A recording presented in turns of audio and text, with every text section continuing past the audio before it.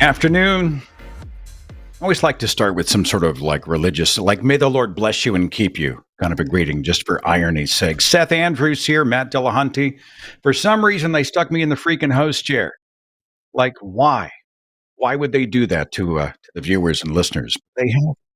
Good to see you, brother. How you doing? Either I'm being punished or everybody else is being rewarded, and I prefer to look at it as everybody else is being rewarded because I still get to have the same fun.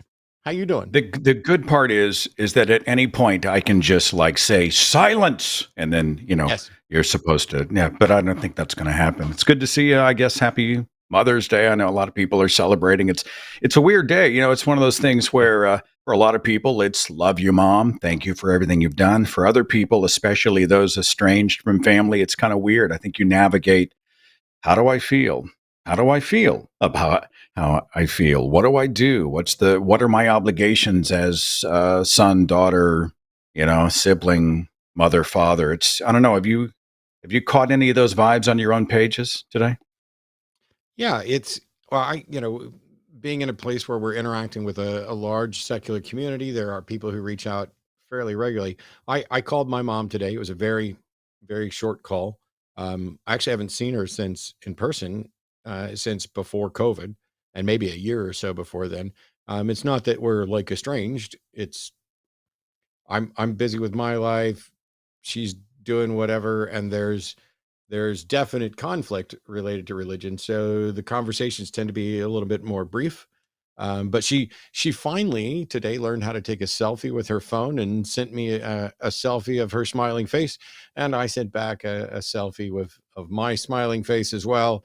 And we had a minute and a half phone conversation of Happy Mother's Day. Thanks for having me. Love you. Talk to you later. Bye.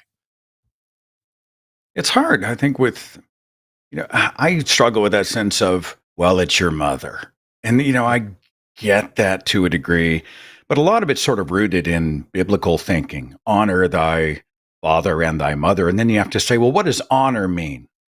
And for a lot of people, I know in my family tree, it means you got to put up with everything they say and do. Oh, it's your mother. And even if they're wrong, you just blink and smile and take the high road and be the bigger person. And, it's one of those things where I have a hard time arguing against that. At the same time, I'm like, well, they were a grown adult. So why do they get a pass? Because they're a parent. Yeah. Like I popped out of your vagina all those years ago. Thank you for raising me. Thank you for the sacrifices you made. But at what point does that mean propriety? Right. And I struggle with that, like my mind-heart conflict go back and forth. I don't know. It's kind of a heavy thing to start with because it's supposed to be a positive day. So do the mothers. It's also an honest thing. I've long been a fan of your family if you act like family. And so there are people that I'm not related to that are more family to me than some of the people I am related to.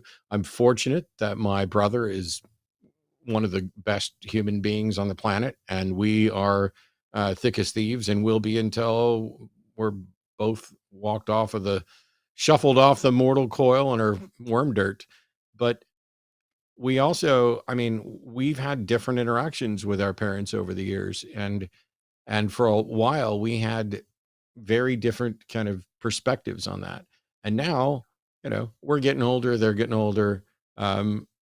It's becoming clear what the nature of these relationships are going to be.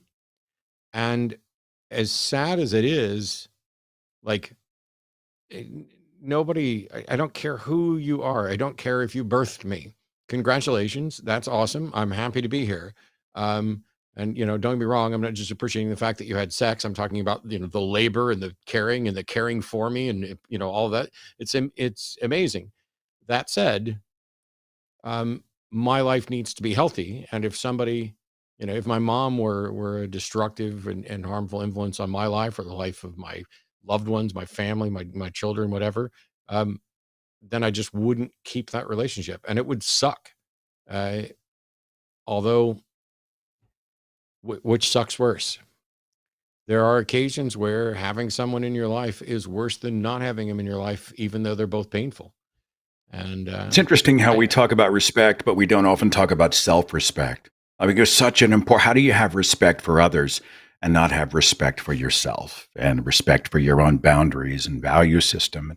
So that we get a lot of calls on my show. And for those who don't know who I am, by the way, I host the website and podcast, thethinkingatheist.com, and true stories and whatnot. And I've been a guest host here on the line, and they've been so kind to allow me to come back and sit in the sandbox and play along with all the big kids and whatnot. But we take a lot of calls, usually from people navigating familial stuff. How do I talk to my parents? My brother is preaching at me. I've got all of these passive aggressive or aggressive messages coming in from people who say I'm the prodigal and I need to be fixed. Or I think what I'm getting more these days, Matt, is how do I get them to understand their faith is wrong? And so they go into a living room, right? And they've got an evangelical mom and dad. And no matter how much more they may know about the Bible than their parents or their friends or whoever's trying to pat them on the head, they always walk out frustrated and say, yeah, God, now they believe worse. And everybody's angry and nobody wants to be around each other. And they call me and say, what do I do? How do I change somebody else's mind? And I think, well, I think there's your problem, yeah, right? How do I crawl into their skull and get them to think the way I'm thinking, or at least see a window into how I think? And that's a mistake I think a lot of people make for the best reasons, the best ideas to win the day. But it's sure. like an addict. How do I make the addict stop being an alcoholic or whatever? And Y- I think, well, there's your problem.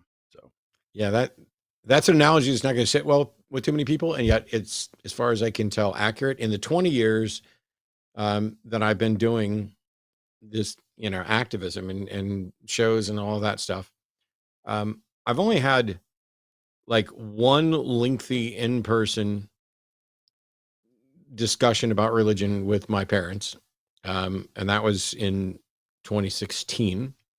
Um, and prior to that, there were some email exchanges and a couple of relatively short phone calls and side conversations, but we just don't generally bring it up.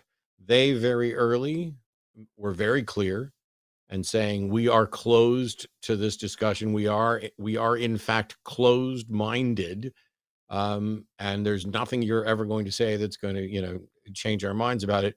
And I was like, okay, this goal of changing and fixing other people, it's laudable, but that doesn't mean that you have a duty to do it. It doesn't mean you're going to be effective at it. And I don't go out.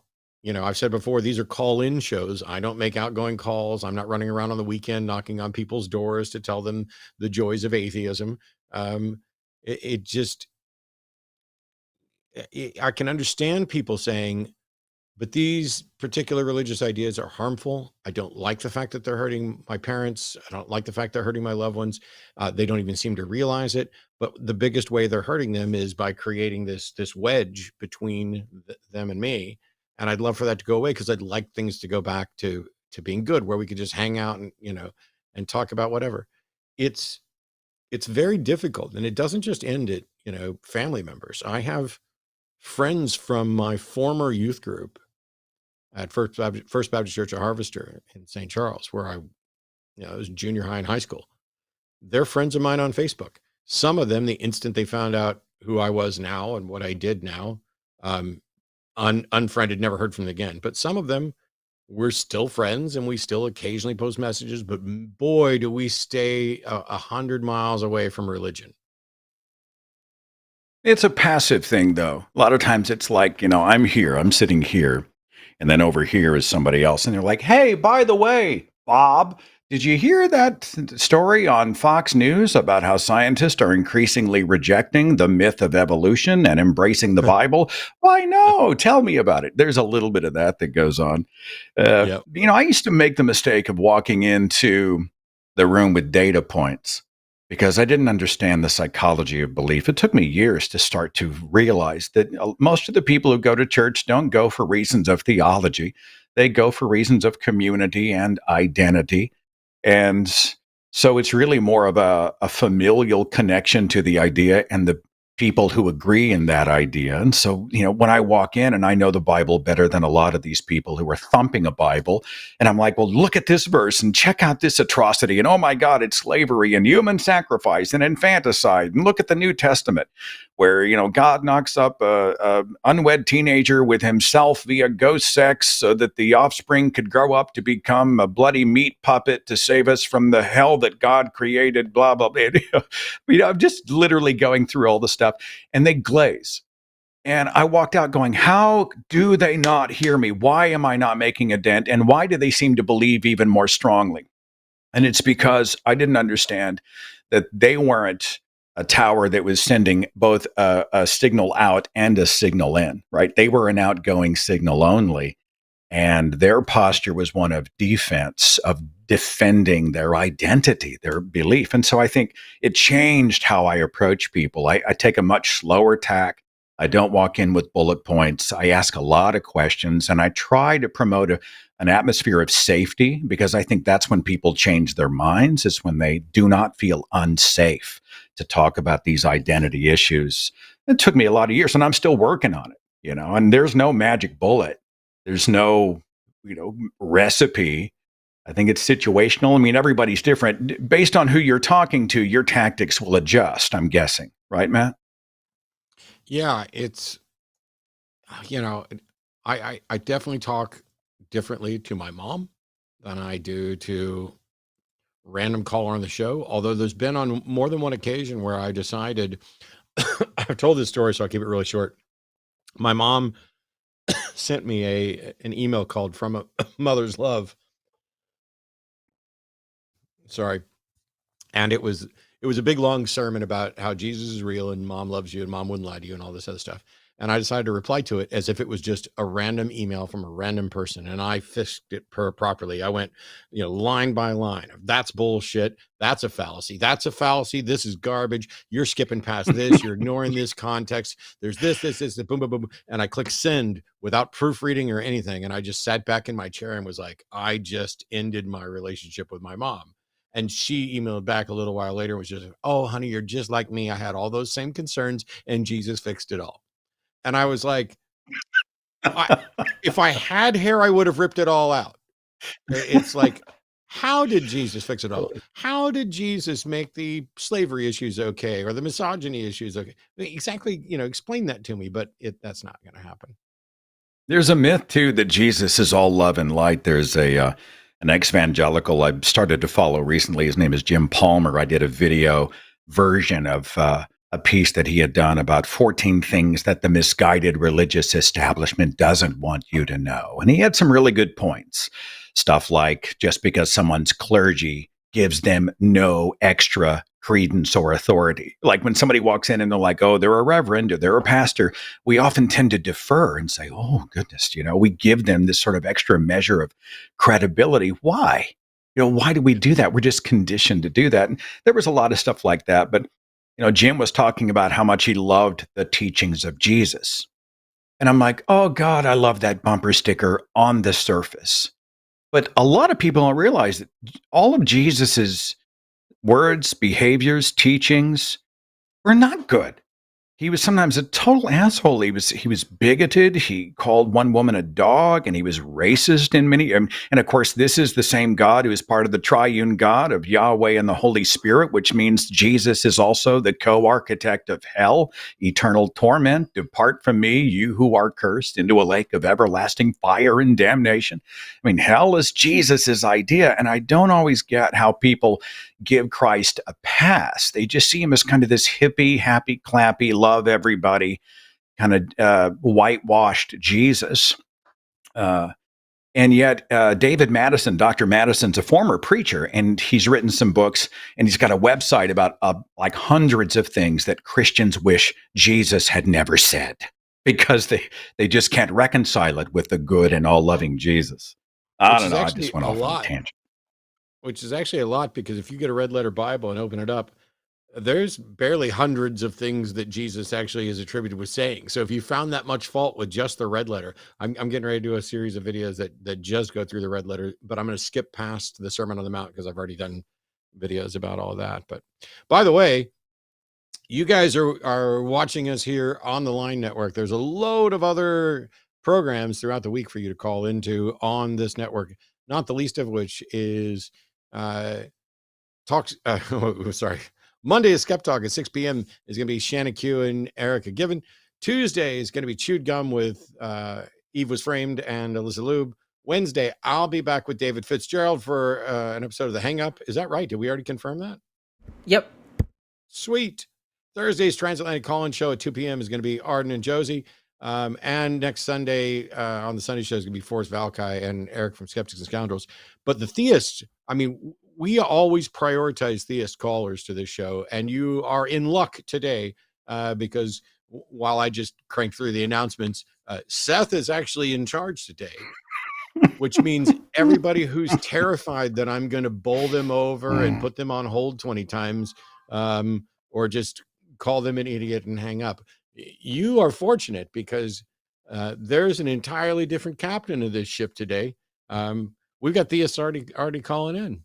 I don't think I'm a captain. I think really I'm like a co-captain. Whatever. It's one of those things where I'll take your cue if you feel like we've hit the end of the road. I would like, honestly, I mean, as I look at the switchboard on my own show, if I see 5, 6, 7, 8 calls, do you ever, and this maybe is a conversation we would normally have off the air, but do you think this is just someone who wants to hear themselves on the podcast?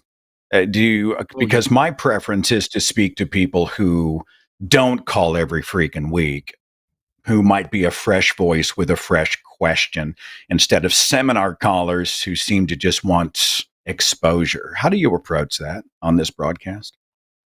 Well, when I'm going through like the queue, like I see there's 1, 2, 3, 4, 5 callers in the queue right now. There's 2 that are listed as theists. They're going to have priority. And I tend to pick the one that either has the topic that I think is going to be just best for the show, or the one who's never called before that we don't have a call history for, just so that you can see, okay, maybe there's something fresh. If there's like the serial callers, they either we end it and everybody knows it's going to go bad from the start because it's gone bad 10 times before. Or there are some theists that are really, we can still have good conversations. And so I don't mind if they call, because it's kind of like on some of the repeat calls, there was a guy that used to, he was a Christian and he would message me every now and then and wanted to take me out to lunch. And he was always wanting to pay. He'd take me to a nice sushi place. And he's like, I just want us to sit down and I'm going to pick a subject for us to discuss over lunch, and I will buy your lunch. And I was like, okay, cool. And so we did it several times, and he'd pick, something like prophecy or, theodicy, or, pick some subject and just pick my brain on it for an hour while I ate some really good sushi. I view some of the repeat callers as that. The other ones where I know it's probably going to go bad, they're content for shorts, and they become an example to the people who share their views of what not to do. I mean, if it's entertaining, I really feel like, and this is something that hosts will say, and we said back when I was in FM radio, and it sounds really callous, but understand it in the spirit in which I intend. We certainly want to serve the calls, but the calls serve the show. There are so many thousands of people who are watching and listening who will never, ever dial in. And so the most important thing is to make sure that we aren't boring you to tears or driving you crazy in a bad way. You may be screaming at your computer or your earbuds or whatever, but I want to make sure that's happening for a compelling and interesting reason. So if you see a red flag on the switchboard or something, Matt, would you give me is there a safe word you can give me? Just say pineapple. Just say pineapple, and I'll know I need to probably to skip that one. I've got a theist from, is it Indiana? Is it Sura? Am I saying it correctly? Sura? Yes. Hello? Forgive me, say it again. Sura. Welcome. Our connection's not great. There's a delay. Did you have a comment or question? Something about aliens? Yes. Go ahead. You're Okay, live. well, Can you hear me? anytime. I need you to find the Oh, why point can't here. I need you you? to state your comment or question quickly for me. No, why can't you consider advanced alien life as a godlike thing? Will you consider it or will you reject it? Okay, I'm going to restate your question. Do I believe alien life would be like a god or godlike being? Yes, yes. I have no idea. I mean, I don't know. alien life could be anything. Could be microbes. It could be something we haven't even considered. But do I think it would be godlike by default? Absolutely not. No, if alien life has multiple head, Forgive me. I'm who are hearing very mostly intelligent and reverb or room echo, my friend. So I'm going to have to move on.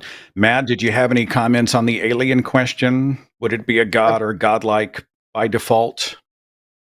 Yeah. So first of all, the notion that there might be other intelligent life in the universe, I think the universe is kind of huge, and it would be more surprising to me to find that there's no other intelligent life in the universe. But um, I wouldn't suspect that anything that might be alien would necessarily be godlike. I'm not even quite.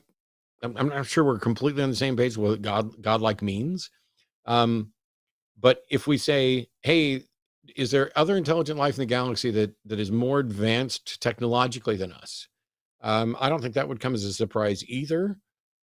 But I don't think that gets me anywhere to godlike. As a matter of fact, by and large, I would think that a good chunk of intelligent alien life would be recognizable and similar to us, as opposed to, or closer to us than closer to godlike, I suspect. This sounds like the M-class planets theory from Roddenberry's Star Trek. That's a whole other conversation. I've got Brian Dunning from Skeptoid Podcast on the Thinking Atheist show later this week. And he has some interesting insight into how our perception of aliens changed and how different cultures actually had ideas of alien life that looked like their own culture. And so, once we had the little green men here with the big heads and the oval eyes and the small slits for mouths, those green gray creatures, the kind of thing we would see in the X-Files or in Close Encounters. That was for a while uniquely an American phenomenon. And in other parts of the world, you would see that their aliens actually looked like creatures from their mythology, whether it was an old woman that came into your room.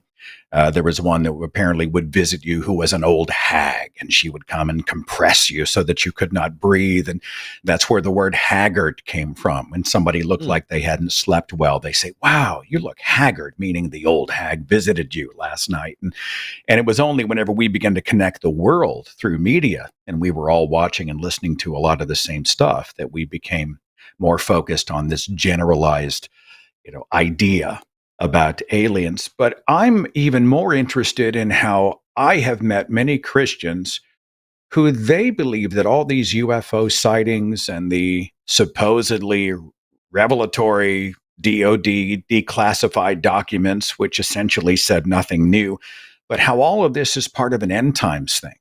Right? The aliens arriving, that's a precursor to the apocalypse. I've heard antichrist narratives. I mean, you were wired in. Did you ever hear any of that stuff? The aliens equals end of the world? I didn't. I heard, I heard wild stuff on Art Bell, and there would be, occasional Art Bell. it would be, I remember people suggesting that the aliens are probably demons, because there was a pastor that was asked to comment on whether or not he believed that alien life existed. And he basically used the notion that that Jesus Christ existed here and died here on this planet for the sins of that were brought into the universe from this planet, which means that everything here is God's creation is important, and there can't be aliens, because if there are, they're either sinless, or they're getting like a secondhand story. They're hearing about a savior on another world that they have no interaction with. I mean, they're basically left out of it. And so his case was that because of that, the only ensouled life is us, and that when we hear about aliens and stuff like that, it's Satan trying to deceive people with demons. I don't remember any specific, end times eschatology dumped on top of it, but it was definitely demons, because Satan is the great deceiver, and if he can distract you from Christ by making you think about aliens, then he will. It's like Ken Ham with Answers in Genesis. I'm paraphrasing, but he said that aliens don't exist because essentially we're the center of all things. But if they did exist, all aliens would be destined to go to hell. Because when Jesus came and died on the cross, he only died for humans on planet Earth, and everybody else is hosed. I And wonder this what man Ted Haggard would teaches. say about it.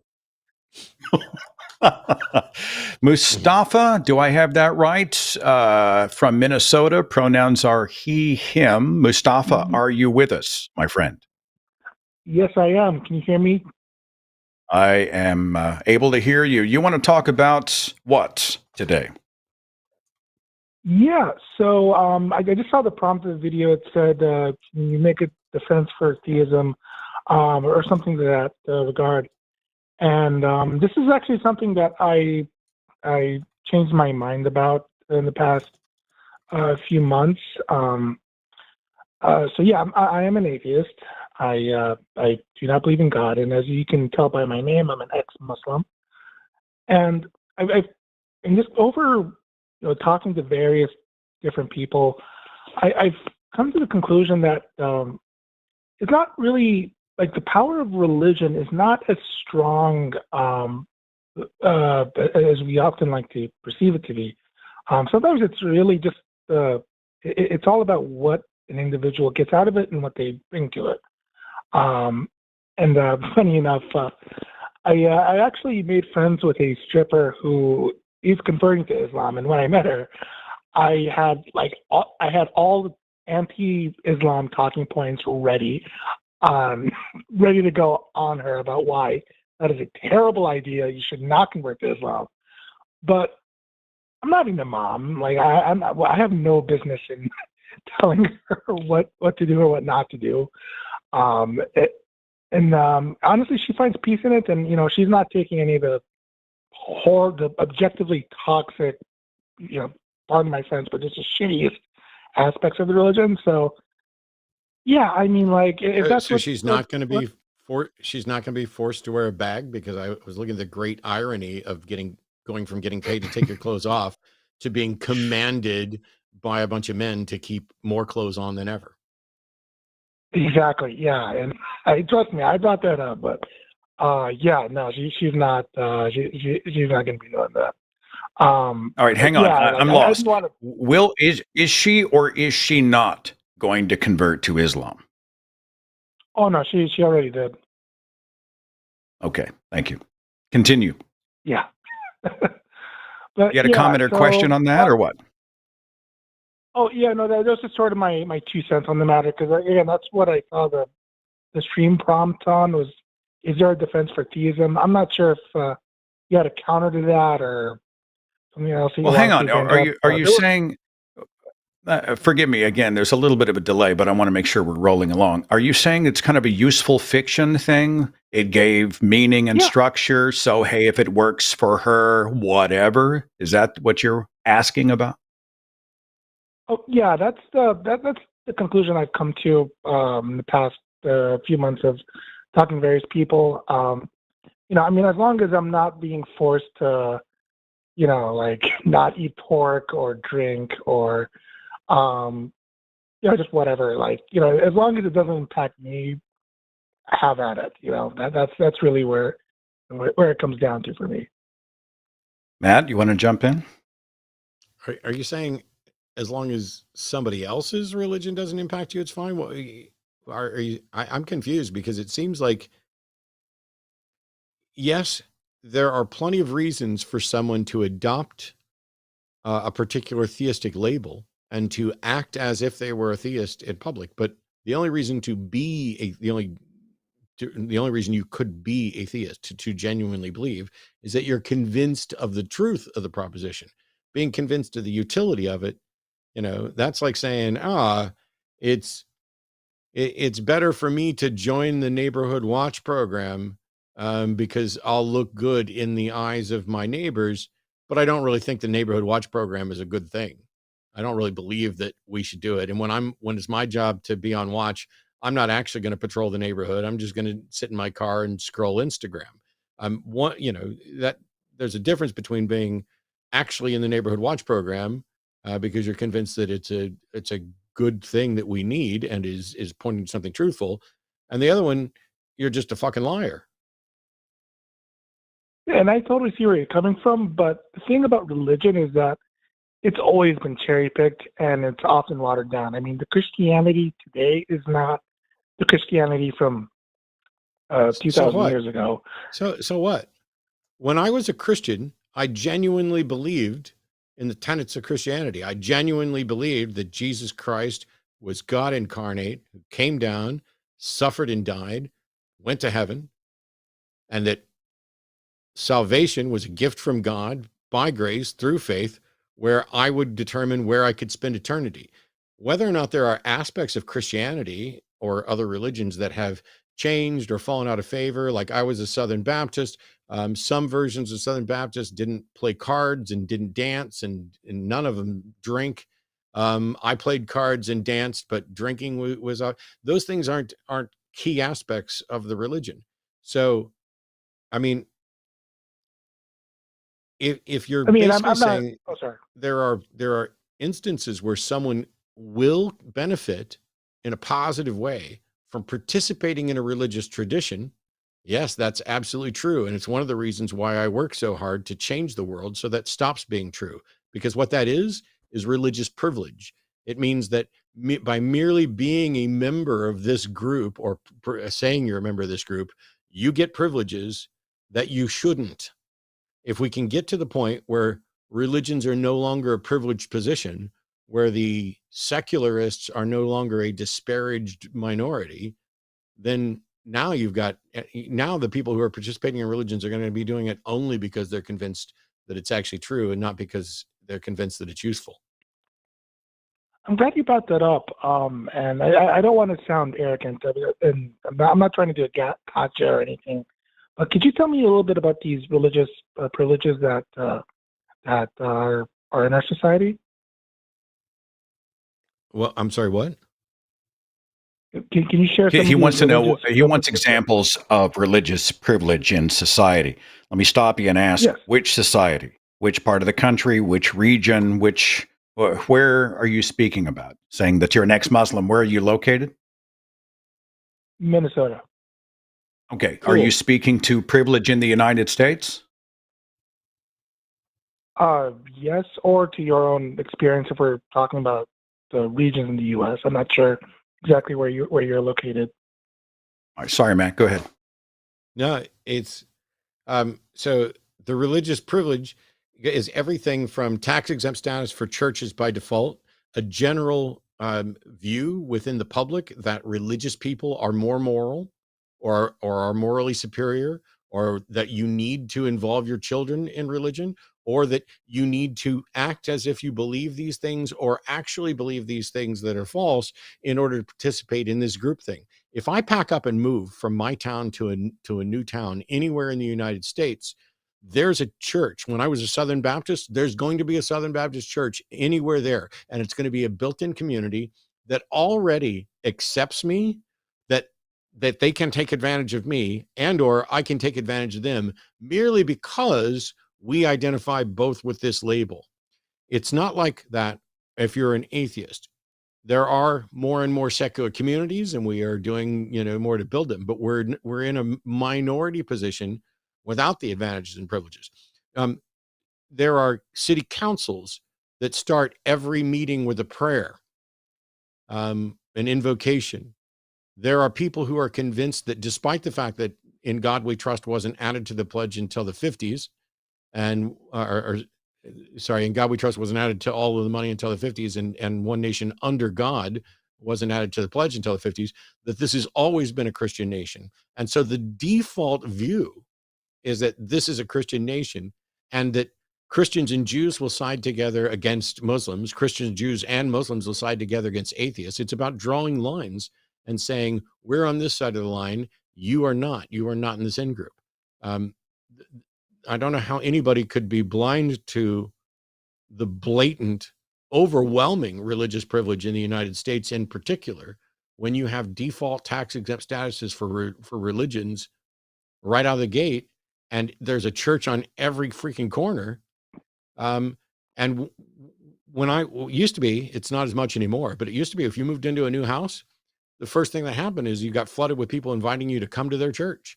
And so if you were part of any of those, you're Catholic, you're Presbyterian, whatever, you have a community built in. That's a mountain of privilege. And for your friend who is entering these, go ahead. Sorry. Oh, no, I cut you off. I'd rather have you finish. No, not at all. Not at all. I'm just saying, if we want to pinball over to your friend who has entered the Islamic faith, we're talking about a planet with 13 Muslim majority, theocratic, really oppressive countries that dehumanize women, right? So your friend has entered a culture which fundamentally has removed part of her autonomy, her identity, her authority. And she is then at the mercy of a religion that says she must follow a male authority or a male lead. She is part of a culture that wants to cover, which is another kind of dehumanization and control, women. And this whole idea that Islam loves and honors and respects women is just propaganda. Islam itself meaning submission, a religion that was created by men for men, women considered the property of men. So even if her life as a Muslim doesn't affect you, it doesn't matter to you, well, it doesn't mean it shouldn't matter. Does that make sense? I can see where you're coming from. So I do just want to backtrack a little bit to what you said about religious privilege. And, those issues are certainly present across the country. However, as you alluded to, it is shrinking. People are leaving churches, their religions, and that goes for Islam too, in a very high rate. So I can see that as not being as big or as prevalent within at least my lifetime. I'm 26. So Mustafa, I see where you're coming from there. Yeah. Does it matter if it's not true? In my opinion, I honestly do not care whether it is true or not true. Okay, all right, hang on. Hold on. You don't care whether a truth claim, with a capital T now, this is an absolute truth claim. You don't care if it's true or not true? Nope, as long as it's not impacting me. How do you know it's not impacting you? Well, if that person is an elected official, then that would certainly impact me. But if it's just some person who lives on my street, minding their own business, then it's not impacting me. If they're living part of a culture that is communally propagating a bad idea, they are then presenting those ideas in their own circles of influence. They are having children, and they are indoctrinating those children with those same ideas. Even if they're more benign than what the fundamentalists are preaching, they're still not supported and in many cases absolutely debunked. How do you know that all of this isn't going to ripple out into the larger human condition and, if not affect you, affect somebody like you? Does that matter to you? Because religions, as they age, have a tendency to basically water themselves down. I mean, like I said, I get that. Today. I get that. Look, if it's a watered down, if they went from saying that the infidel has to be beheaded to the moon is made of cheese, all right? I mean, let's just say they just went over here to some totally benign thing. They are still propagating ideas that are untrue, and they are untethering people from the real world. There is a lot of there's been a lot of studies done about people who are indoctrinated, especially at an early age. They have a much more difficult time in their lives separating fact from fiction. They more readily embrace magical thinking. So if it's true or not may affect how grounded they are in the real. And these people are going to have influence. They will influence others who will influence others as part of the human condition. But where's your empathy center? Like, do you not want to see people rescued from the false so that they can embrace the true? It often depends on how you go about it. When it comes to getting people to the truth, and also what their faith or ideology is doing to them personally, and how it's impacting the people around them. This might be a weird segue, but this is something I did. Hang on. I want to hold on. Hang on. Now, I'm going to hand things over to Matt in just a second. You're talking about how it impacts someone. Do you know how Islam and her specific new Muslim culture will impact her? What do you think the rules may be for her? Do you know? Well, she lives in Minnesota with me, so I do not think it's going to impact her at all. In fact, I literally shared my experiences with Islam with her, and she always retorts to this, "Oh, well, I have my own view," and I hope she's not listening to this, but okay, so she's not a Muslim. So she's not a Muslim. You don't give a shit about truth, and neither does she.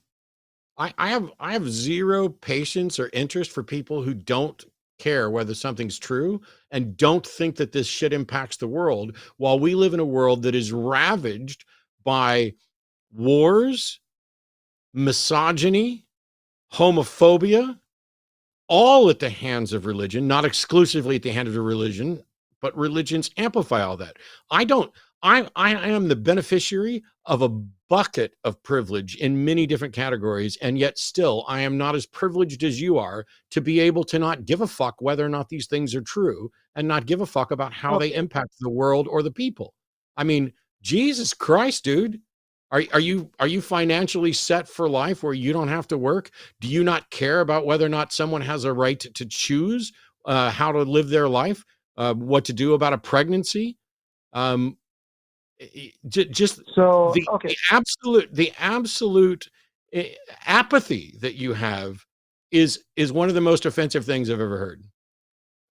So Matt, I totally respect you, and I hate to make this accusation, but you are starting to put words in my mouth.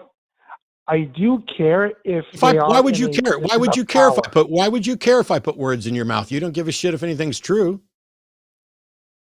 Well, if you just admitted you're putting words into my mouth. No, I didn't. No, I didn't just admit that. No, I didn't. I didn't admit that at all. Why are you putting words in my mouth? What I said is, why would you care if I put words in your mouth? I didn't put any words in your mouth. You're the one that said you didn't care if it was true. No, I see. That's where I put the but. Rewind.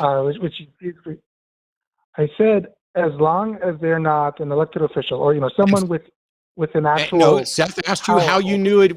Seth asked you how you knew it wasn't impacting you, and you didn't have an answer to that. You are one of the most apathetic individuals I've ever talked to on these shows, because you have a friend who's willing to convert to Islam, and you're like, as long as it doesn't impact me, okay. I'm not suggesting that you should try to stop her or that should actually be your goal, but to be so cavalier about all this. Well, you ask, you want me to defend why I think there's religious privilege. How on earth can you live in the United States of America and not be aware of religious privilege? Well, you know what? That I will definitely take. I'll definitely take that. I do live in a pretty secular part of the country, so if that's where my apathy seems to be very present, then that certainly is why. I think if there was a line that I would put on a T-shirt for you, I just, as you go, ask yourself, if it doesn't matter to you, does it still matter? And I think that's, to be myopic and to say, well, it doesn't affect me, therefore it doesn't affect. It doesn't matter to me, it doesn't impact me, therefore it doesn't matter or impact. Well, I think that, again, it Hold is a on, position of privilege. Okay, I asked you. I was not trying to be passive aggressive. I was genuinely asking you to gain information. No, Mustafa, I'm not coming after you live in you. Minnesota. You live in Minnesota, right? Yes. According to a 2015 Pew Research Center survey, 74% of Minnesotans identify as Christian, which is slightly higher than the national average of 71%. So, given that that's the case, how do you justify your claim that you live in a more secular version of the area of the United States? Glad you asked.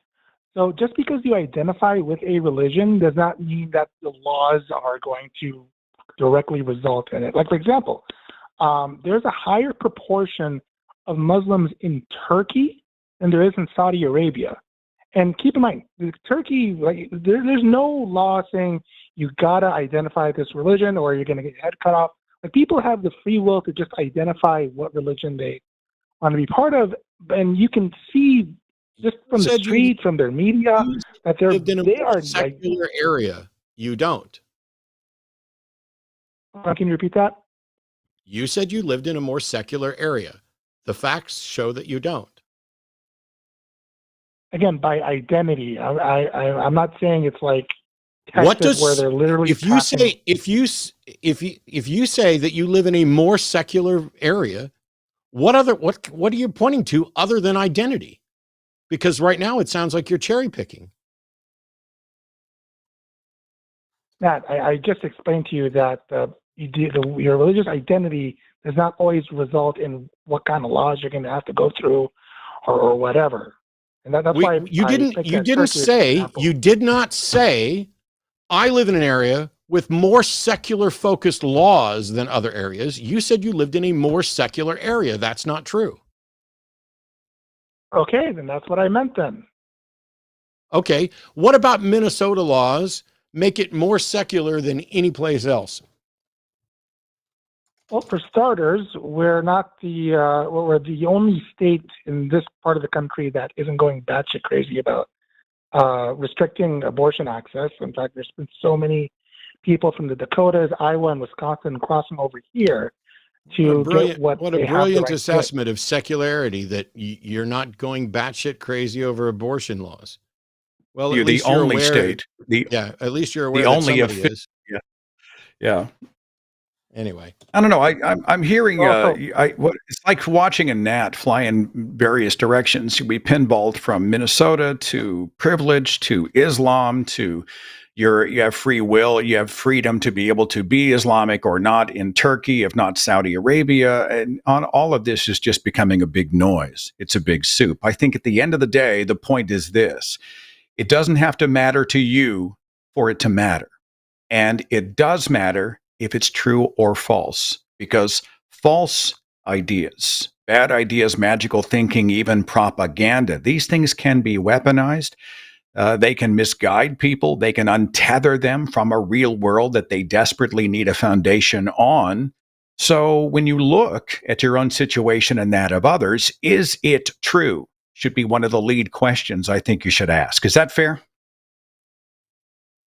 Oh, yeah, that is certainly fair. I have a question, and that is, let's just assume that you're right, that you are in a largely secular area of the United States. How is that not just an example of privilege? That you live in a particular part of the United States where you're not as impacted as people in other parts. So therefore you don't care about it because it's not impacting you right now. What if you have to leave Minnesota and move somewhere else? I don't understand why you keep going back to that. I explained to you, I asked you about the privilege. You said you don't care if it's true as long as it's not impacting you. And I talked about religious privilege, and your response to religious privilege was to suggest that you don't live in an area where there's any particular where religious privilege is not a big of a deal. And I'm like, okay, even if that were true, and it's not as big a deal where you are, What about the rest of the United States? How is it not just a matter of privilege? If Louisiana is underwater, it doesn't do any good for you to say, I live in Colorado, we're not flooding here. Matt, I was exemplifying a friend. You're talking about people with power where you live. Wow. There's a very stark difference in the people that are you incapable or undesirable of actually addressing the point that was made? Exemplifying a friend? You said you lived in a more secular area. How is that exemplifying your friend? You said you only cared if it was true, whether or not it impacted you. How is that exemplifying your friend? How many corners are you going to get backed into before you just acknowledge that you got called out correctly? About what? Well, we're talking about your fucking apathy on whether or not something is true and how it's actually impacting people other than you self-focused guy.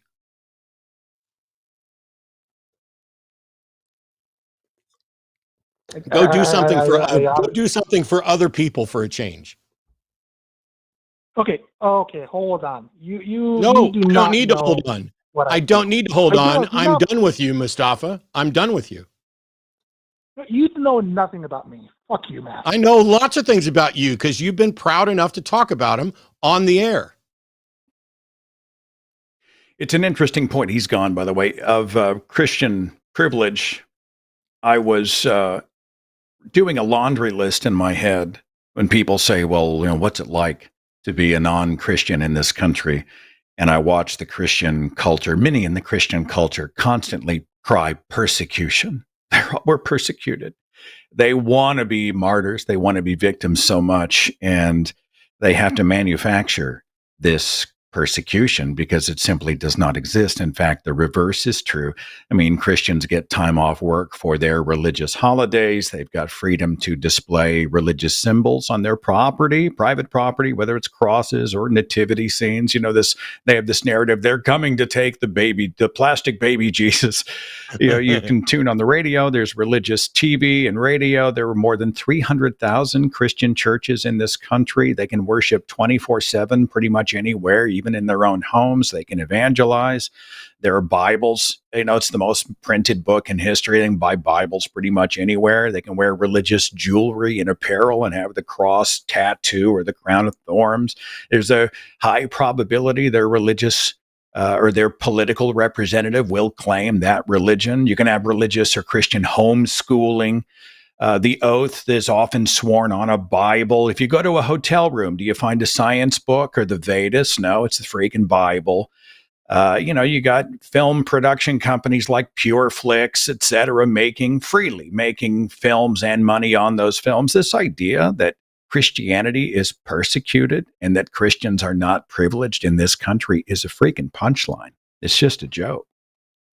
Yeah, I get it. There's an aspect to Mustafa's attitude that's shared by a lot of people, a lot of secular people, and that is, and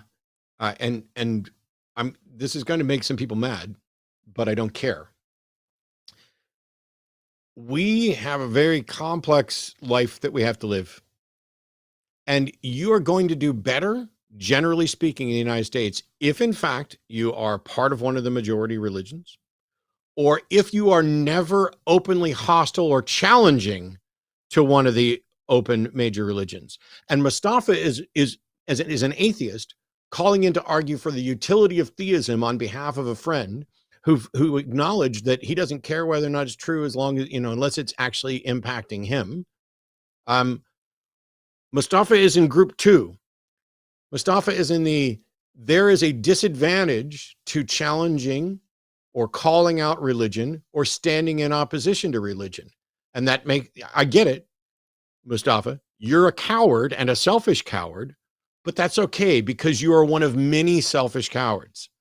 I would say the bulk of secular individuals are selfish and cowardly with regard to that, because there's a genuine risk to what Seth and I and others do. People have lost jobs, lost family members. I'm under attack on a regular basis. I can't post a video without somebody coming in and immediately attacking me or attacking Arden or whatever. That's just something that we accept.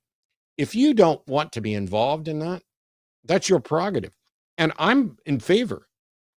There are people who are like, oh, there's just too much risk in challenging religion. Yes, I agree. And if you want to live your life and you've determined that it's better for you and your family for you to not challenge religion, for you to go along to get along, I'm not saying anything to you or about you. But don't call into the fucking show and pretend like you're in some high ground and that the pragmatic aspects and benefits of theism make it just not worth challenging, when the reality is it is worth challenging. It's just costly. For some of us, it has cost many, many things. For me, it contributed to a triple bypass, but it's not alone. There were other things like what I ate and who I hang out with that contributed to a triple bypass. But don't pretend like you have the high ground. If you're really in this thing of saying, hey, I don't want to challenge religion because it's better for me if I don't. I agree. I would be much better off in many ways if I never challenged religion. It's just undeniable. But it's not a high ground. I like that line from Bertrand Russell. If it's true, we should believe it. If it's not true, we should not. And if we don't know, we should withhold judgment. I think that's pretty basic. I'd like to, before we go back to the switchboard, talk a little bit about one thing that he kept coming back to, and it's the watering down, the moderation of the cafeteria plan of cultural religion. So the vast majority of Christians would probably fit into this category. Many, many, many of them lovely, wonderful people who know almost nothing about the Bible on their nightstand. They go to church, they speak in the language of Jesus, maybe pray before a meal, maybe they've got the cross necklace kind of thing. But, in many of their lives, they don't live out the bigotry of the Old and New Testament, and they don't believe in a hell. And to them, Jesus is just kind of this nice, happy dude who loved everybody. And so, they've custom fitted a more benign. So if it's on a sliding scale, we've got fundamentalism, hellfire, all this stuff over here, executing the homosexual and imprisoning everybody and all those types of things. I would take the moderate over that. You're right. I will take somebody who is a more egalitarian, moderate Christian who has custom fitted their own faith to fit their value system. But it doesn't mean there's any merit to Christianity. And I reject the useful fiction thing. Well, it gives them structure. It makes them happy. Whatever. I'm not convinced that's a healthy way to approach these sort of individualized religious models. Anything else on that, Matt, before I move on? Yeah, I don't know. I added enough. Let's see. I'm scanning here, my friend. I've got Brian from Ohio, pronouns he and him, with proof for God. Somebody called the Nobel Prize Committee because we are ready. Brian, welcome. Thanks for calling. Good afternoon, Matt. How are you feeling? I'm well. That was Seth, but sorry. Oh, I'm sorry. That's all right. That's how little weight I carry in these conversations. I'm just the invisible man. I'm over here in the corner. No, it's all about Matt. Okay. Fine. Put me in my place, Brian. What do you have for us today? Go ahead. Okay. All right. The proof that there is a God is the proof that you are breathing right now. The proof that you are around, that you are alive. Okay.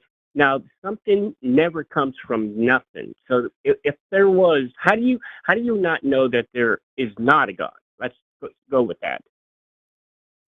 Okay. Describe God for me. What do you mean by God? Like, what's that mean to you? Okay. A God creates the universe, right? There's planets, there's galaxies out there that we have never ever discovered. Okay, so who put those planets in order or orbit? Okay, the stars. I got to that are come back to in the the sky. premise of your question.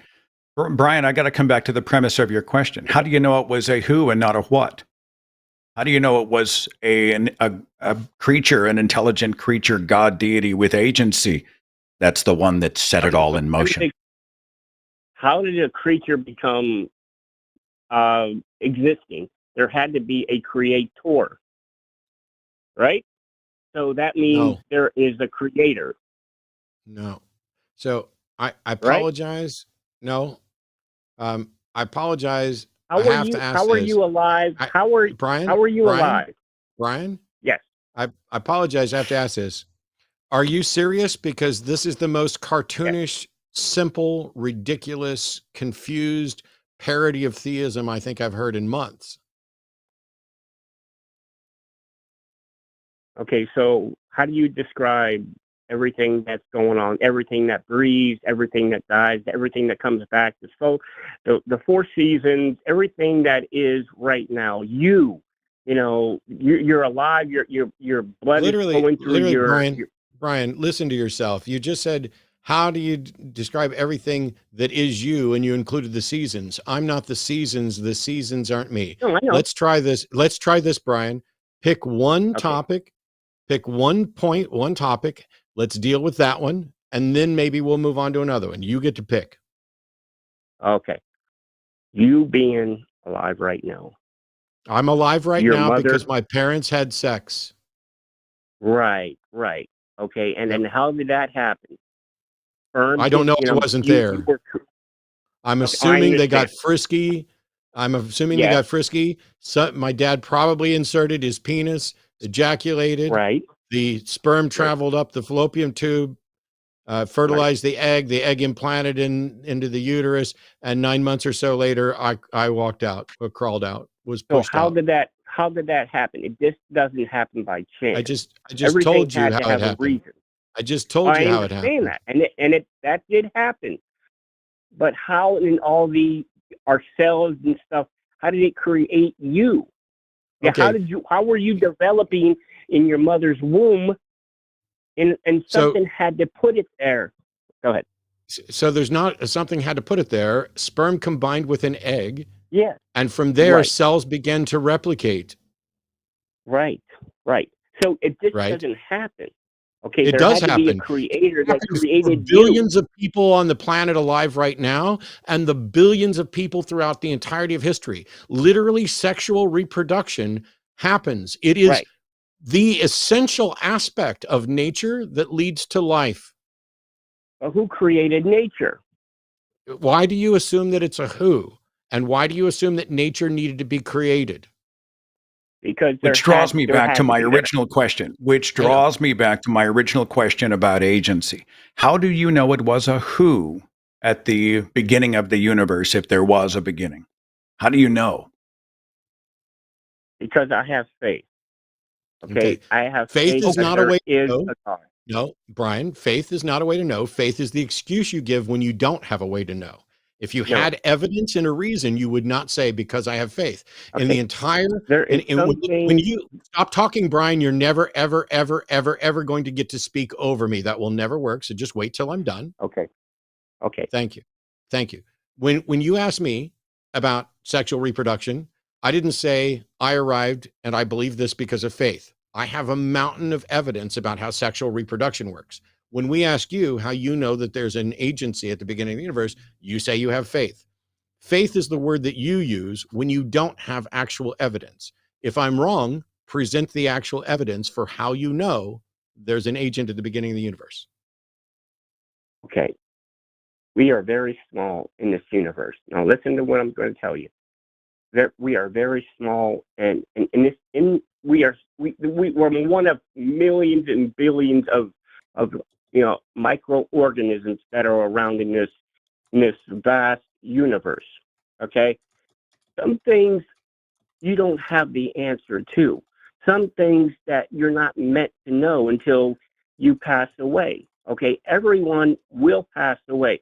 Nope, Brian. I'm going to stop you there. Mm-hmm. I asked you to present the evidence for how you know there's an agent at the beginning of the universe. And it sounds to me like you're saying, well, this is one of those things that you're not meant to know. Now, I'd love to know how you know. I'd love to know how you know what you are and are not meant to know. But I only want to know that after you acknowledge that you don't actually have evidence for your position about agency at the beginning of the universe. And if you do have evidence for your position about agency at the beginning of the universe, present that and we'll deal with whether or not we're supposed to know things later. Do you have evidence to support your position about an agent at the beginning of the universe? Yes or no? No. Cool. So you're admitting that when you say but you believe it based on faith, that is the word that you use to describe believing something in the absence of supporting evidence, right? Right. Cool. I'm not going to believe anything, thank you very much, in the absence of supporting evidence. So if you want to make a case for something, whether it's a God, anything, you would have to present evidence in order to convince me. Does that make sense? Right. Okay, so cool. I believe, this is what I believe. This is what I believe, Matt. There's something. Do you have evidence for what you're getting ready to believe? You're getting ready to say you believe? No. Then I don't care. I genuinely don't care. This is not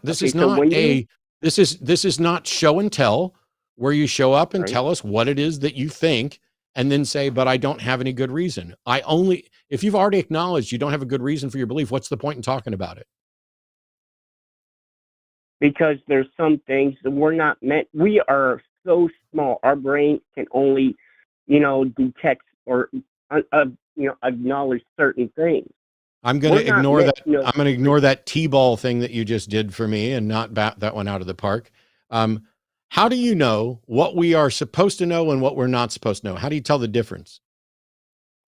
We can't know everything. There's no way. That's not what I asked. There is no logical way. I didn't say, Brian, I didn't say we could know everything. I asked you, how do you know which things we're supposed to know and which things we're not supposed to know? What is your methodology for telling the difference between something we're supposed to know and something we're not supposed to know? I don't have a methodology. Then I have zero interest. Then I have zero interest in hearing any of your views on anything. I'm only interested in people presenting. I'm only interested in people presenting views that they're going to defend with arguments supported by evidence. If you don't have that, I'm not interested in speaking with you. Okay, so what happens, Matt? Do you have that? Do you have that? No. So I'm done talking to you. No, we are not meant to know everything. I don't believe you. I don't believe your assertion. You can keep saying it over and over again. You've already acknowledged you don't have evidence for it. I don't care. You might as well be saying that you have been speaking to the ball of lint in your dryer, and you believe without evidence that the ball of lint in your dryer is giving you secret messages from an alternate universe, but that I'm not in a position where I can know that. And my answer to all of that is, wow, that's just as useful as the bullshit that Brian spewed forth. I don't care about either of them. Okay, I'm going to tell you one other thing that I haven't. No, you're not. No, you're not. Why? Because I'm done with you, Brian. How is this so difficult for you? Why? All right. Well, if you're done, I'm going to jump in real fast. Brian, go right ahead. Brian. All right. Hang on just a second. Do you believe then, is this a version of the fine-tuning argument? Everything's in its proper place and only a designer could have put it there? Is that part of what you're bringing to the table? Yes. I narrated a book by Dr. Abby Hafer. She is an anatomy professor and a zoologist, and it's called The Not So Intelligent Designer. And she runs through a list of things that are not. It's not that they're not optimized. It's just that it's that they're horrible. They're terrible. I mean, our sun gives us cancer. We have genetic diseases passed down through family lines. I mean, if you're going to say, well, the planets are perfectly aligned and we have 4 seasons, then we have to say, well, tell me about all the poor design. Tell me about leukemia in children. Tell me about suboptimal ways of that the world operates. Tell me about parasites that live inside the eyeball and animals that must tear each other apart to survive. Tell me about all the examples of poor design. Would they play into your position about an agent putting it all together, the divine blueprint? Yes. Do you believe that these things were Jose, designed poorly on purpose? Then, it's called it's the reason thing I believe. Okay, and I don't have the answers for everything, and I'm not meant to have the answers for everything. Oh, okay, all Our brain right. is only We don't understand everything. Fine. no. What you're saying, though, is that we aren't meant to understand. That's actually an assertion I reject because I don't think that that's supportable. Secondly, I'm asking you about the agent that put it all in motion, right? The designer. Is that designer responsible for all of the things that are poorly designed? Like if we see roughly 40% of fertilized embryos in the female body don't make it to term, right? Almost half of all fertilized eggs are flushed out of a woman's body into the toilet via menses, making that designer the most prolific abortion doctor of all time. Do you feel like a 40% failure rate would be the design of a master planner? I don't have the answers for why. That's fair. That's an honest answer to the question. That's an honest answer to the question. And that's what I want to leave you with, right? We can say, look at the trees. Look at the pretty trees. Look at the birth of a beautiful child and all of these transcendent moments. And we say, wow, look at the beauty. But we also have to look honestly at the inefficiencies, the cruelty, the fact that more than 99% of all animal life that has ever existed on this planet has gone extinct, many before they've been properly categorized. Is that kind of waste? Mhm. Is that design? Would a master blueprint maker put extinction into the plan? You know, it feels good when we say everything happens for a reason, everything is in its proper order, but it's not tethered to the real. And that's what I'm going to leave you with, Brian, okay? Well, I got to ask you one other thing, and honestly, how would I'll you give you feel 30 if seconds, you- Brian. Go ahead. How would you feel if you knew everything? Okay, you're not meant to know What why does that things have to are the do way- with design? Look, you're talking about omniscience.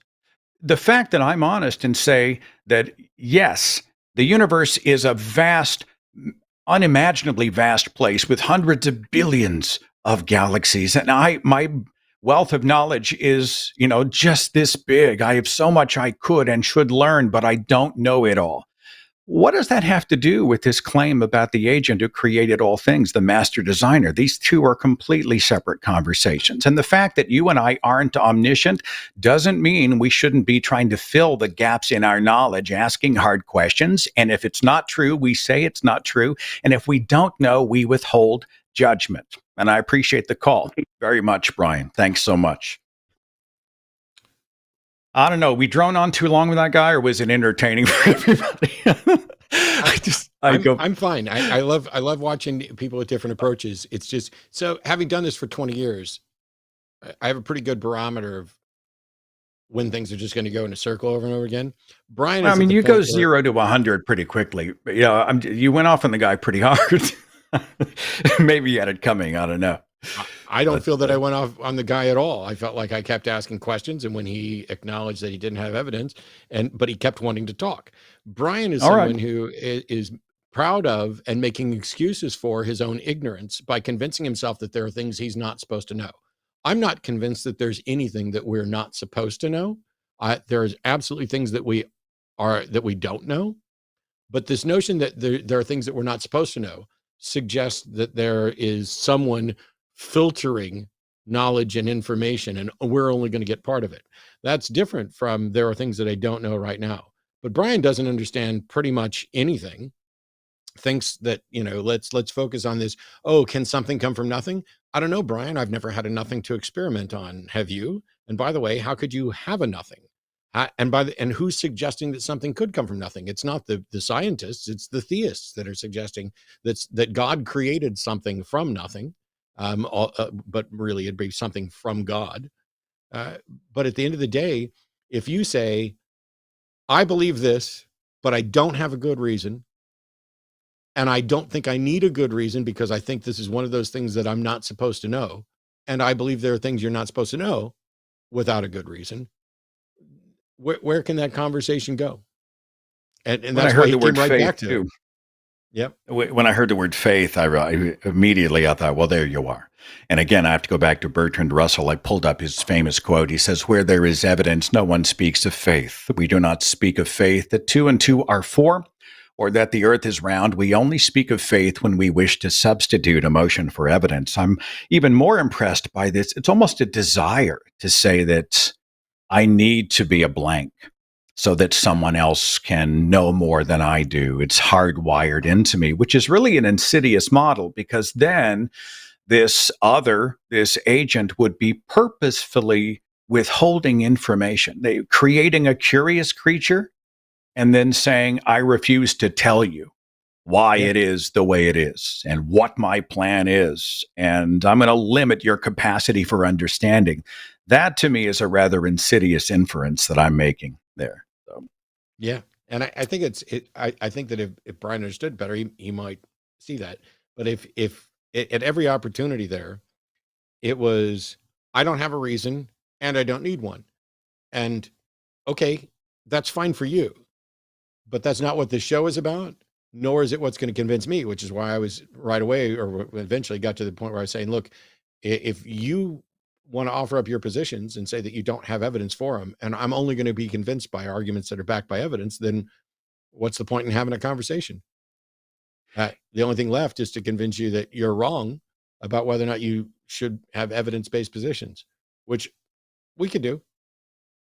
Well, it also, I think, speaks to how religious thinking infantilizes us, right? I mean, there's almost a pride in us being helpless or supposedly helpless.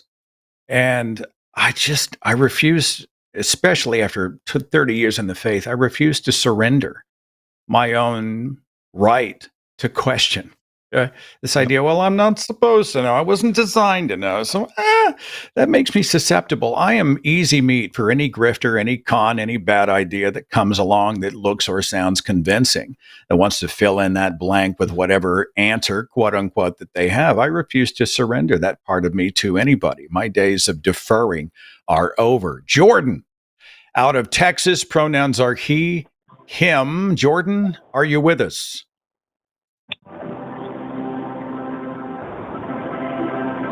Jordan has me on hold.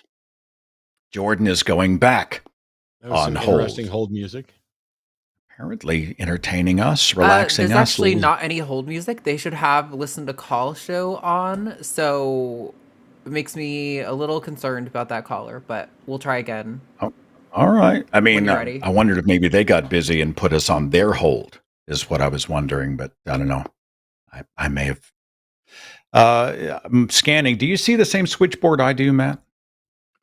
Should be, yeah. Lead me in a direction if there's one that you want more than any others. I'm going next to Sam out of California. Pronouns are he, him. Sam, are you with us? Yeah, hello. Can you guys hear me? Welcome. Yes, we can. What do you think?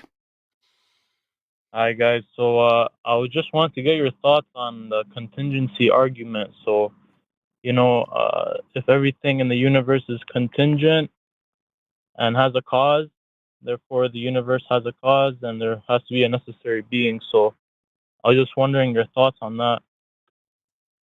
It sounds like a riff on the last caller. Pardon?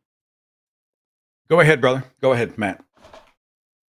No, I'm just saying I've done a whole video on the contingency argument. That it's too much to summarize here, but I definitely, even if you could demonstrate that everything is in fact contingent, that doesn't lead to a necessary being, even if it leads to a necessary thing. Yeah. Okay, so you would differentiate between necessary being and necessary thing? Well, of course I would differentiate between them, just like I would differentiate between being and thing. Okay, I see. But you still can see that there could be a necessary No. thing, though, right? That's not what I said. I said even if we could demonstrate that there's something that everything is contingent on, that doesn't mean it's a being. Right.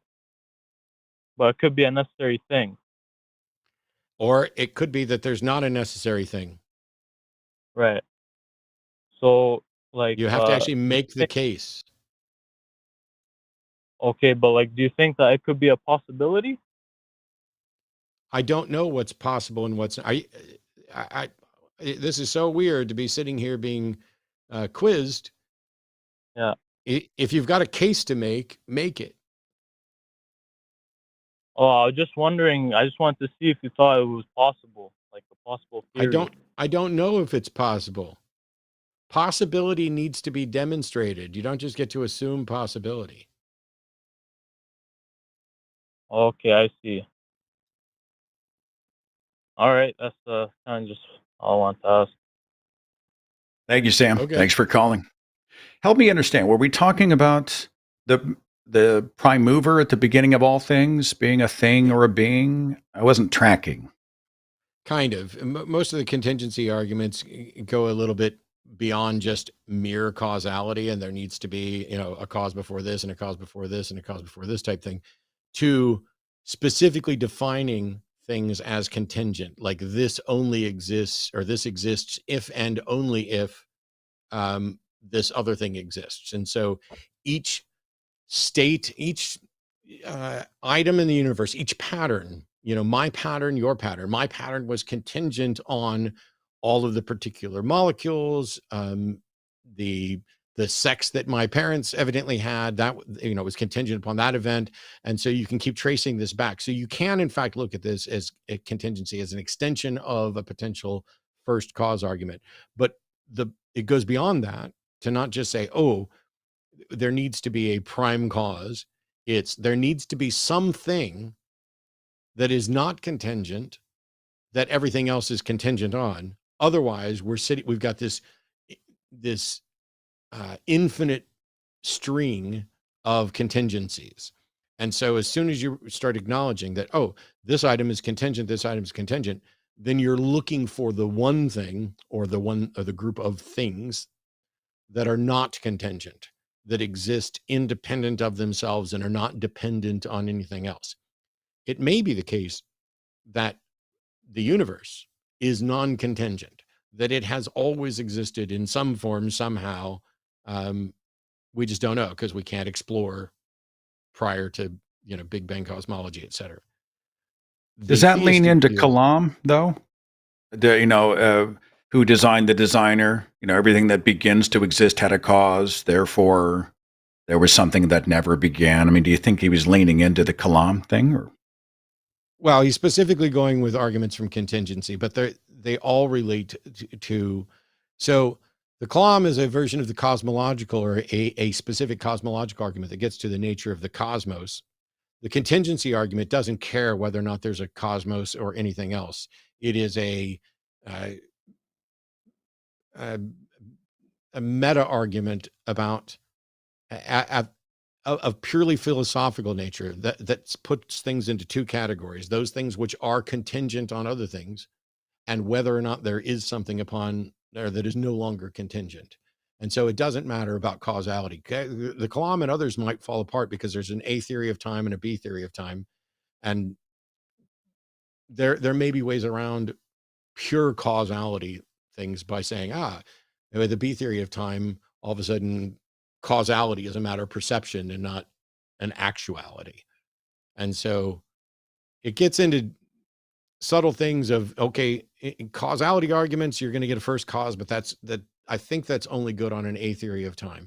And so then you've got the Kalam cosmological argument is about the nature of the cosmos is such that if it began to exist, then there must be some explanation for how it began to exist. That is very much a mix of saying the universe is contingent and the universe has some cause. As a matter of fact, the Kalam specifically outlines it that way. But there is a distinction between first cause arguments cosmological arguments and contingency arguments, even though they will all overlap in lay terminology. In my mind, I keep wondering if you just fall into an infinite regress. You just go back and back and back and back, and that's the fear. And I just start to glaze over. Another question for this first-time host on the show who is leaning on the wisdom of a frequent host. How do you handle the super chats? Do you do them near the end, or do you pepper them throughout the show? Is there an announcement block that you have coming up that I'm missing? I want to make sure I'm doing my due diligence, Matt. We don't read the super chats on Sunday shows. We read them on all the other shows. Very kind. Just take calls. We just want to take calls. You mentioned, this is a bit of a digression. I meant to say something about it earlier. Dave Fitzgerald is going to be on, was it Wednesday show? Is that right? Yep. Wednesday or later in the week? Wednesday night. Yeah. I know he's coming out with a new book on world religions. And, he and I've had some interesting conversations. He's written about the Mormons, and he's done a lot of speaking about mythicism, and it's always fun to watch the mythicists and the historicists go at each other. And then I'm the guy who says, well, I don't know. I mean, was there a real Jesus? Hell if I know. I mean, I know that the idea of a Christ Jesus, that's debunked. We know that's crap. But if there was a real guy, Ehrman, I had him on the show, and I was like, I'm not convinced. I don't know either way. And he just laughed at me. He was like, well, everybody knows there was a real Jesus. I'm not that guy, but I'll be curious to see if that comes up when you guys speak on Wednesday night. Do you get into the real, or, was there a guy, a charismatic guy who walked around and high-fived everybody back in Galilee? Do you even bother? Oh, yeah. David and I have had knockdown, drag-out interactions on that. David and I have been friends for years, and I'm not a mythicist. I think mythicists go too far in asserting things that I don't know that they can reasonably demonstrate. I think that I'm fine with the notion that there's a real person probably somewhere in that story, although I don't know much about the specifics of that individual or anything else. And I think it's embarrassing enough for Christianity that we can't easily, trivially conclude, yep, this dude existed and we know these things about his life. The most we can do is say, there's probably good reason to believe there's somebody at the crux of this, and we know some things about this person's life. But even that is dubious. I mean, in a courtroom, mythicism has at least reasonable doubt, the claim of historicism has at least reasonable doubt. I find that mythicists are basically in two camps. There are the obvious, never met a conspiracy theory they didn't like, who think that Jesus was an intentional construct between the Pope and the Masons in the 4th century. And then there are the mythicists who are like, no, we're not going that far. We're just saying all the hallmarks of this character are mythical. And if you removed the mythical things that we have strong reason to believe didn't occur, what's left is not much of anything, if anything. And I'm with them all the way up to that point. And then they go, and so it's reasonable for us to conclude that he was a myth. And I'm like, no, that's almost the fallacy. It is almost, because the arguments are fallacious, you're concluding that the conclusion is false. And that's not the way fallacies work. The first flavor of mythicist that you had brought up reminded me of that Joseph Atwill book that was popular, 15, 20 years ago. He came out with a book that people just many atheists, they latched onto it and said, aha. And it's called Caesar's Messiah. And it essentially asserted that it was Roman leadership that wrote the entire Bible. I don't know if it was Caesar himself or, who they were just like, it was all made up by the Romans. Therefore, there was no literal Jesus. But I mean, Atwill was out of his mind. Like either that or he was just wrong. But the book is just such a minefield of real problems. And it's like when someone tells me that, hey, I saw this in the movie Zeitgeist, and I'm always like, oh God, please just stop. There are other sources we should be leaning into. But I am struck by the fact that no contemporary historian found it worth their time and energy to properly chronicle any of the birth, life, and death of Jesus Christ. The greatest example for me is whenever Jesus died and the graves of the saints opened up and then he rises again and they come out, the saints literally parade through Jerusalem, and not one contemporary historian thought, wow, that's remarkable. And nobody bothered to write it down. And I just lean back on the I don't know. And I don't care enough to do a whole show on whether or not there was a real Jesus. As long as I know that we've debunked the God man, that's enough for me. Is that just a cop-out, Matt?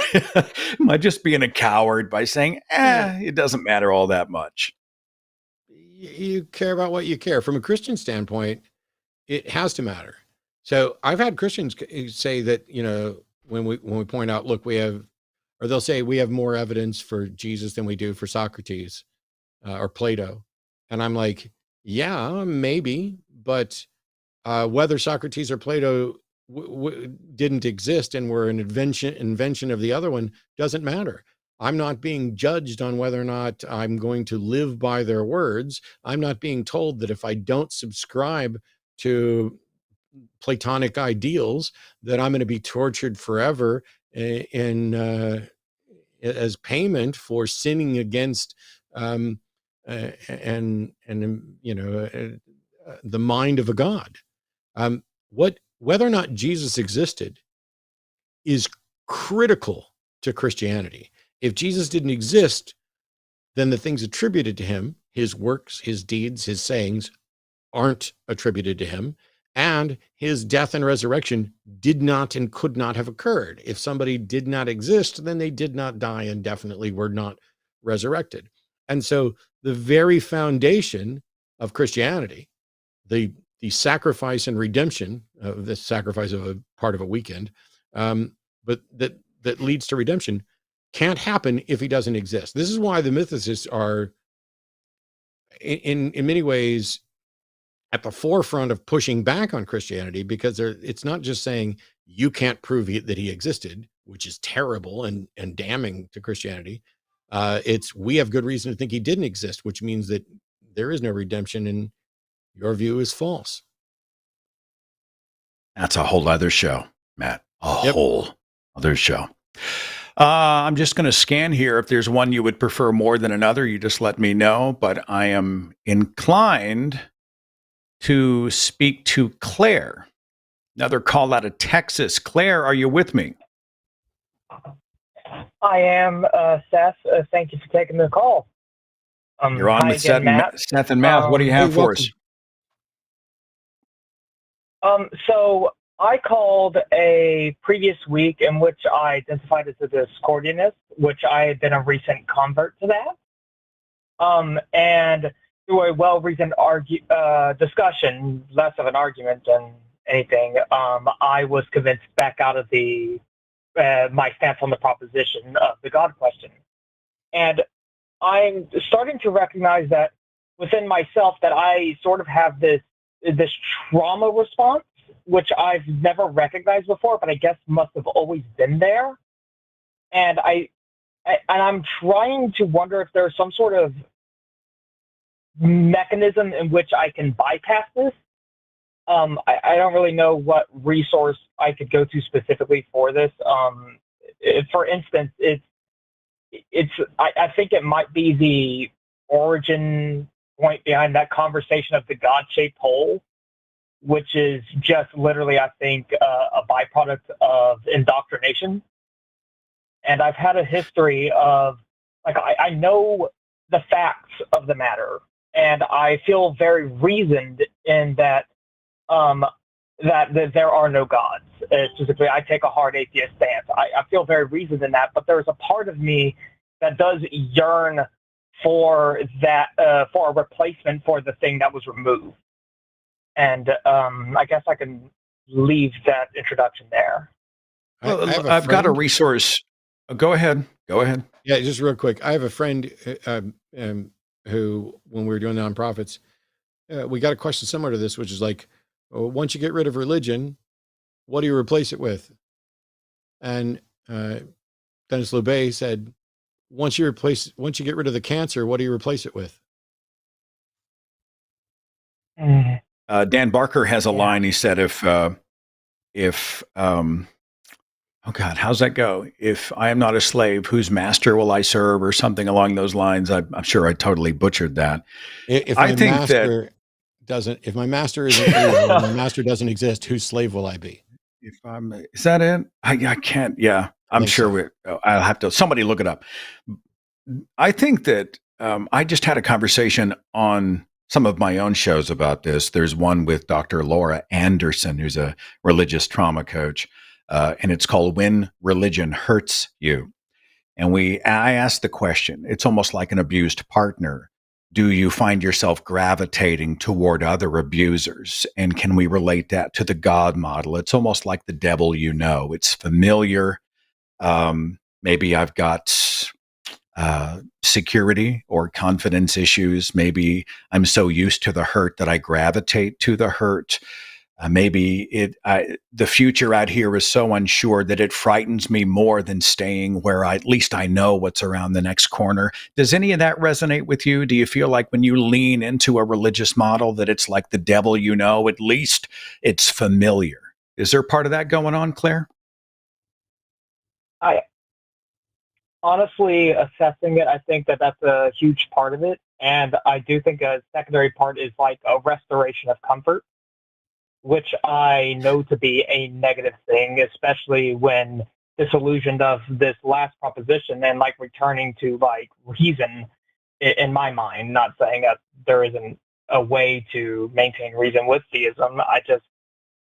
With me in particular, I realized that, yeah, a lot of that resonates with me, and it's something that I should be taking steps to guard against, because I know where this road leads, and I've been down enough of these so-called paths to understand that there is just a point where you leap into mysticism and just completely abandon rationality. And that's what I'm trying to give myself resources to step back from, or at least a philosophy to like push back against it. Well, let's go down this road, Claire, for just a second. What is it that these religious communities feed into you? Give me the positives. Is it a sense of family and belonging? Is it filling the blanks, alleviating fears? Am I close? For me, in my particular case, it has nothing to do with community at all. I tend to be a recluse when it comes to religious belief. This being my most outgoing step in regards to it. So what attracts you? It's the tendency it's the idea of having someone who has an eye on you, that sort of thing. And I know that's an irrational want, and that in particular, and the removal of that like causes a physical pain response. Yeah, but I think you need to give yourself a little more credit, Claire. I think the human desire is we don't like not knowing. And the idea that we're on a random earth where there isn't a master planner and everything doesn't happen for a reason and life is fragile and you never know what's around the corner kind of a thing, that's a scary place. It's totally understandable why people would lean into a model that says it's going to be okay. There is a reason. There is something going on. It may not be rationally true, but I think give yourself a little grace that I don't know what kind of damage you have been through in your life, but it's understandable to find people who are hurting or have been hurt to say, I want to go to a place where things are more sure. And maybe it all does matter in some cosmic way, and to understand that this is a heart response, not a mind response. You're already being honest with yourself, I think, about what's going on. You're already aware of the fact that, 2 + 2 = 4 and, up here, but down here it kind of equals 5. You're self-aware in that way. I mean, would you agree? You know. Yes, 100%. For resources on religious trauma, there is a wonderful, wonderful author and activist named Dr. Marlene Winnell. And her whole specialty is helping people who have been harmed and whose sort of view of the world has been distorted and who are wrestling to find their place, not just in the world, but within themselves, to live in their own skin. She is a keeper. I think she's just a fantastic activist in person. She's got a website. It's called journeyfree.org. And I would send you to that website first, that and perhaps recoveringfromreligion.org.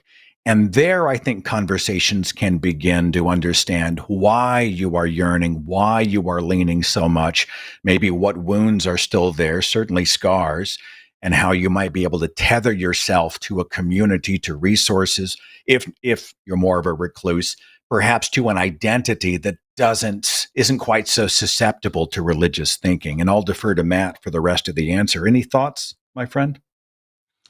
I was going to point to recovering from religion as well. I agree with what Seth was saying. By the way, it's worth pointing out that we recently did a fundraiser for recovering religion, raised over $68,000. And as part of that fundraiser, I wound up with this tattoo on my leg of an image there drawn by my co-host, Seth Andrews. So I have Seth's signature and drawing on my calf forever in support of recovering from religion. So I'm just going to keep recommending them for things. But Claire, I think both Marlene Winnell and Recovering from Religion are great resources to point you to, and finding a local community that you can perhaps interact with other people who've been through similar things, so that talking to it. I remember some of the most cathartic conversations that I had. My friend, who I haven't heard from in years now, Jerry DeWitt, I remember sitting up until 2 or 3 in the morning with him, talking about how we were raised and what went on in church and what our life was like. Because even though he was a Pentecostal and I was Southern Baptist, there was enough similarity in the specific types of trauma, for lack of a better word, that he and I dealt with. Man, it's a conversation that part of me wishes had been recorded so everybody could listen to it, because there were things that would benefit people. And another part of me is just absolutely thrilled that it wasn't recorded, so that it's a private thing that I get to cherish, of knowing that I had this conversation.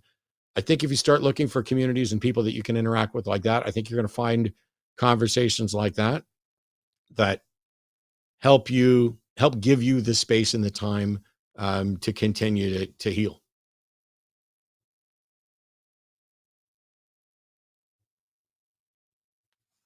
Thank Does y'all that help both you at very all? much. Just very much so. Just continue to do what y'all do, because you've helped a lot of people, including me.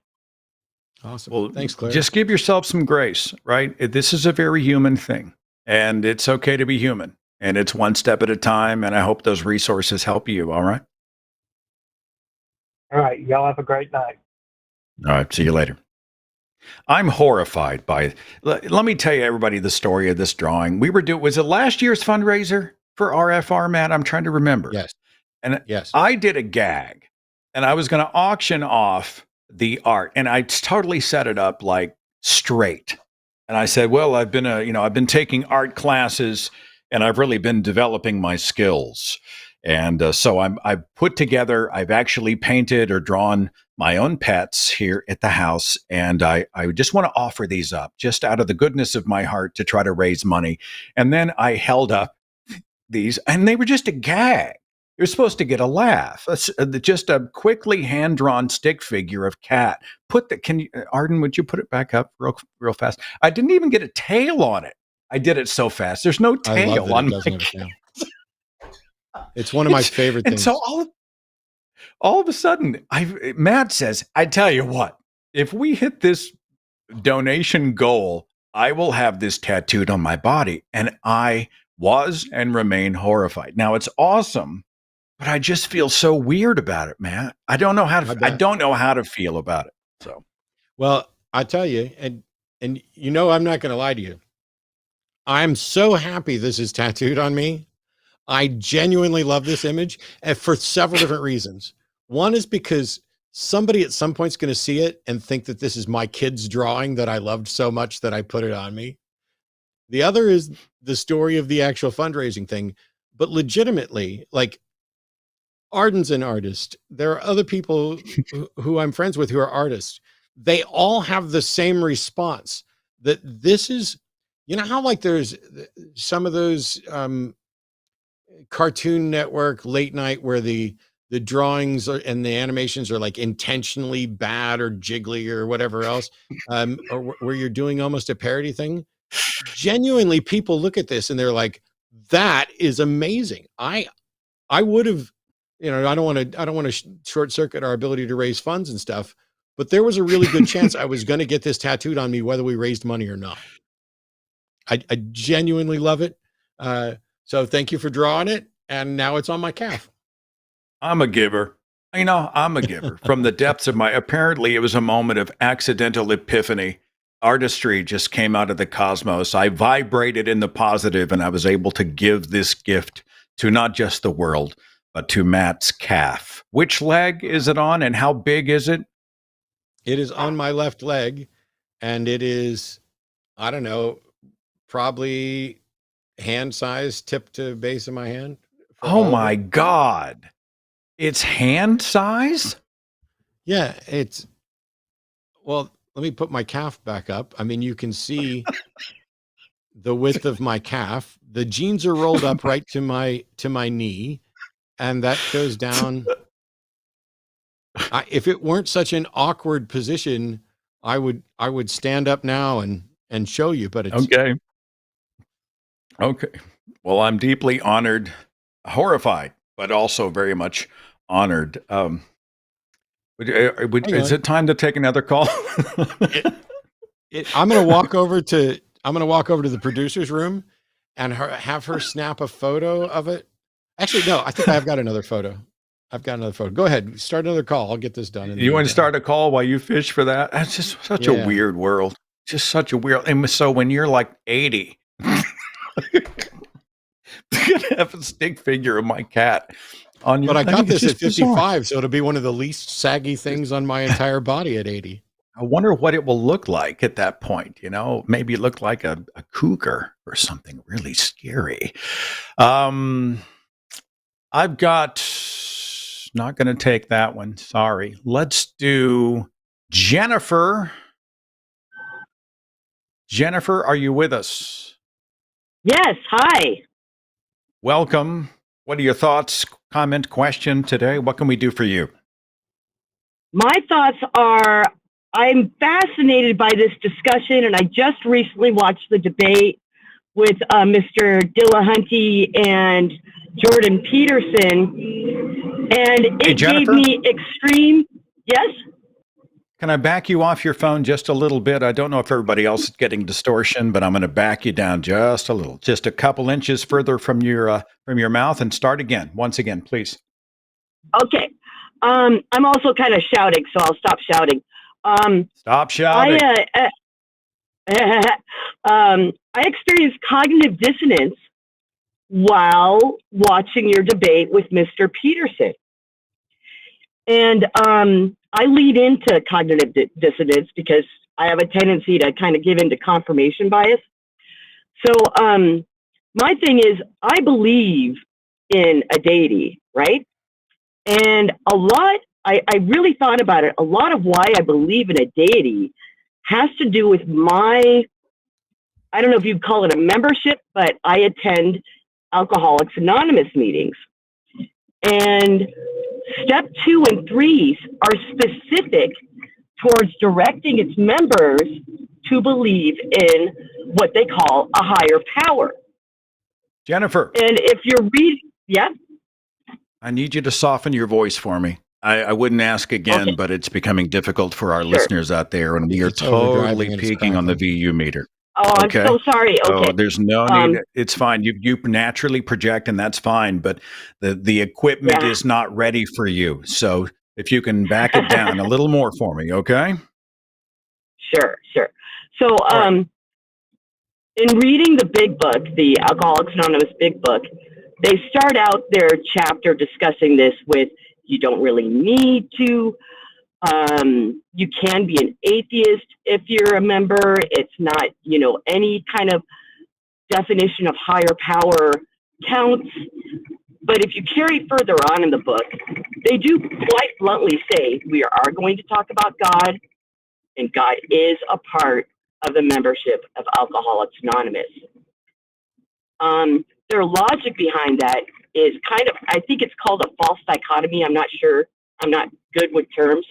But if you don't believe in a higher power, then you are believing you are a deity and you are a higher power. It's kind of like an either or. And I really shy I'm away going to back from you off hubris. I need you to take your phone and put it a half a foot away from your face. I'm so sorry, but I really need you to back off. Let me do something here. I'm going to pull over because I'm in my that's car. good, because we don't take calls from people who are driving. I didn't know that either. Okay. My apologies. I didn't I'm see not that. I mean, I driving figured anymore, if she was so- on hands free, it's okay. So, all right. I Well, am. let's draw this in. I want to make sure. I heard cognitive dissonance. I heard a case for theism. I heard AA says that you must believe in a higher power, but you can still be an atheist.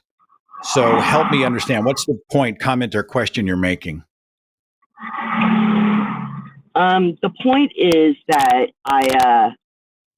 I think I believe in. I think I'm a theist because that infantilizing, that need to believe that I have a parent taking care of me, but that doesn't sit right with me because I don't know. Deep down inside, if I'm honest with myself, I think there's something there, but that's not evidence. That's that faith thing. That's not. All right. I'm going to put you on mute for just a second. Please forgive me. I want to make sure that because it is so distorted, and I forgive the distraction. So I'm hearing, I think I'm a theist, but I know it's irrational. So there's something out there which may be a deistic position. I have no idea what to do with this call. You have any thoughts, Matt, before we move on with Jennifer? Well, Did any of that make sense, or is it just me? Jennifer's right that there's a false dichotomy going on when somebody says, if you don't believe in a higher power, then you're making yourself a higher power. No, that's just not true. What people are talking about with the sense of higher power is higher beyond us.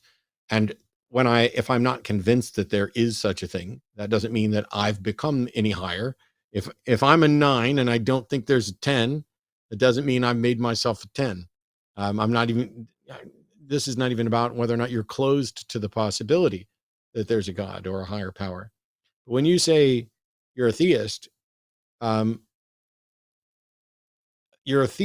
if you are in fact convinced that a deity exists. What deity are you convinced exists and why? I don't know if I really have a specific one. That's the thing. Maybe I'm not really a theist. Maybe I'm not understanding the terms. Yeah, I don't understand. I don't understand how anybody can say I'm a theist, but I don't know anything about the God that I think is real.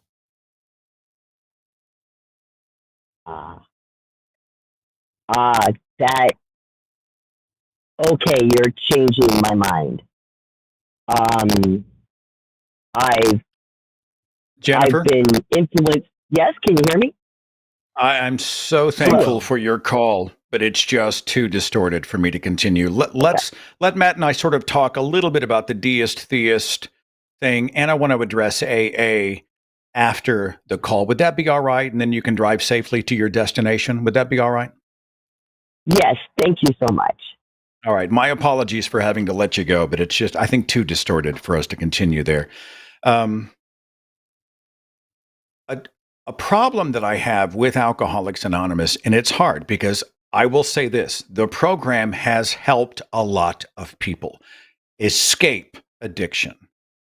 I don't think it helped for reasons of a higher power. And what bothers me about it is that it asserts or implies, depending on the model that you're using, that you can't do it yourself. There must be a higher agency that you have to lean on to do it. I think it, again, infantilizes you. It removes your power. And even though they're really arbitrary about it, one guy called my show and he said, they said it could be anything, that higher power, even if it's a doorknob on the door. I'm going to focus on that, and I'm going to have that as my focus, and that's what I'm going to lean on.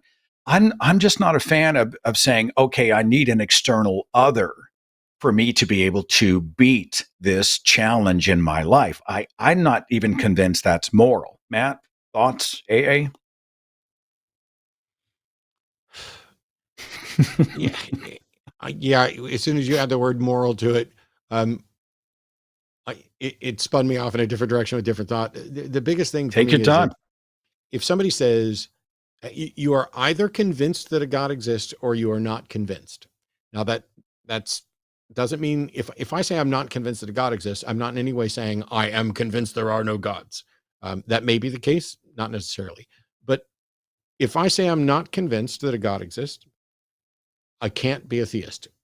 If I am convinced that a God exists, then that would make sense to call myself a theist, because a theist is someone who's convinced that a God exists.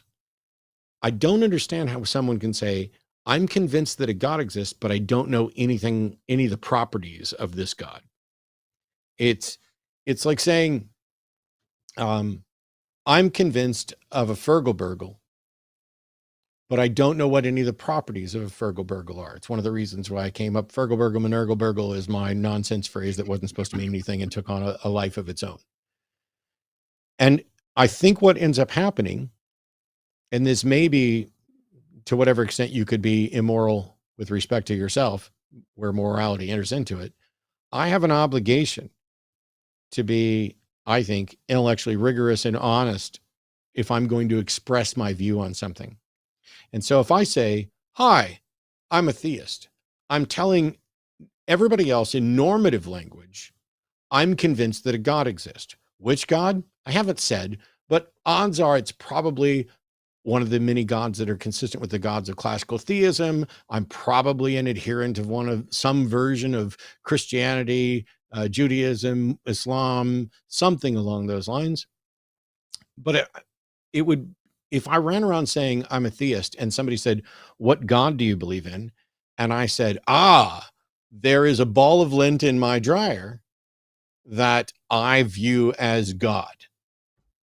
Nobody would take me seriously, and nobody should take me seriously. Now, to be fair, that ball of lint is more real than any God any caller has ever advocated for, as far as I can tell. But it doesn't fit any normative definition of God. And so when somebody tells me, I believe in a God, but I don't know anything about it. No, you don't. I don't understand. You can profess belief all day long, but how can you be convinced of something that you can't comprehend? How can you be convinced of something if you can't say what it is? I understand when things are ineffable. I understand that you can say, I'm experiencing a feeling right now and I don't have the words to describe it. That I get. It's just that situation might be described as an ineffable. It wouldn't be described as theism, which is, I think there's a God out there, but I don't know anything about it. Okay. You mean you don't know anything about it? Well, I'm just using it as a placeholder for something that might exist, is what you get to most of the time. How did you rule this out? Well, I didn't try to rule it out. How did you rule it in? I don't know. It feels that way. It is a problem with our flawed education on these subjects, and the fact that we use language in a way where you and I both speak English and you understood every other word that came out of my mouth. So clearly you understood the word God too. But because that is a placeholder in people's heads for lots of different things, That's how people can run around saying, ooh, I believe in a higher power. Ooh, I have no clue what the fuck a higher power means. I don't, I just like spiritual. I don't know what the word spiritual means. Somebody came at me a couple days ago on Facebook saying that that these guitars and trumpets and pianos, they were spiritually empowering. Cool. I got lots of guitars downstairs. None of them are spiritually empowering. Maybe I just suck. I love to play them.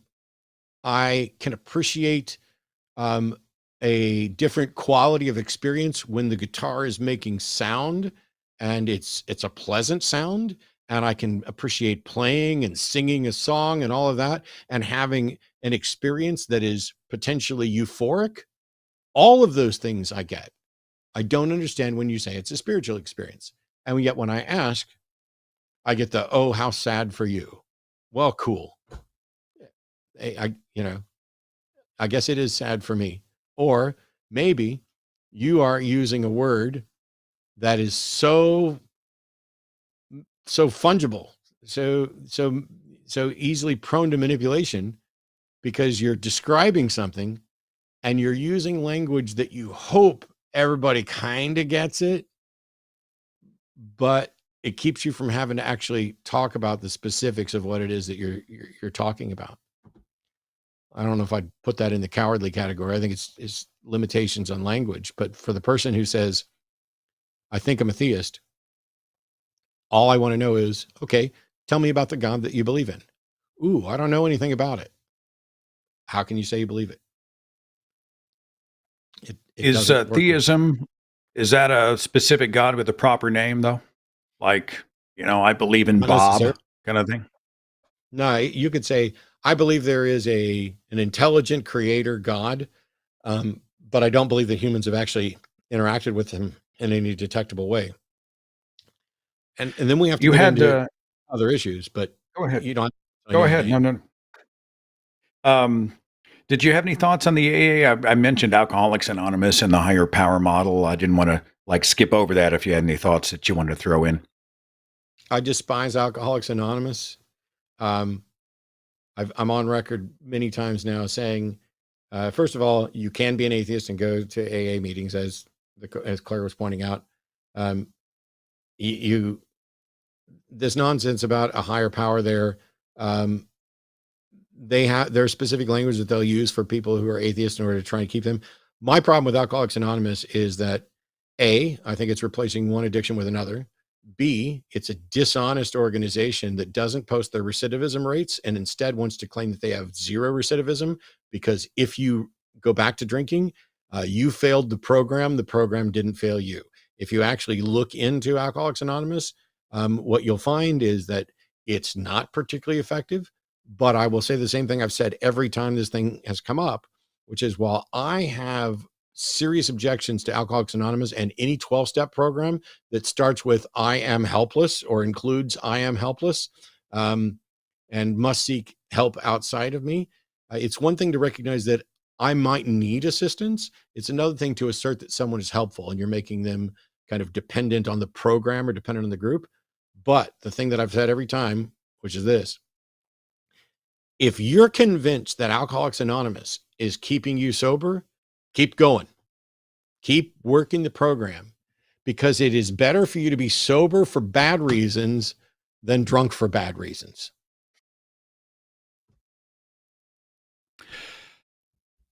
Allow me to try to grab one here that interests me. The Enlightened One has reached out to us from the UK and wanted to perhaps ask a question or give wisdom.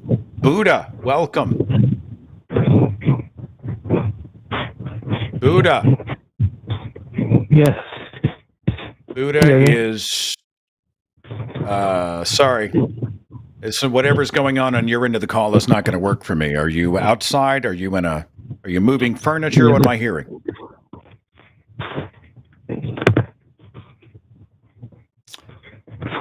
And I'm going to move on to somebody else. Sorry about that, my friend. Jordan, from is it Texas? Pronouns are he, him. Jordan, you with us?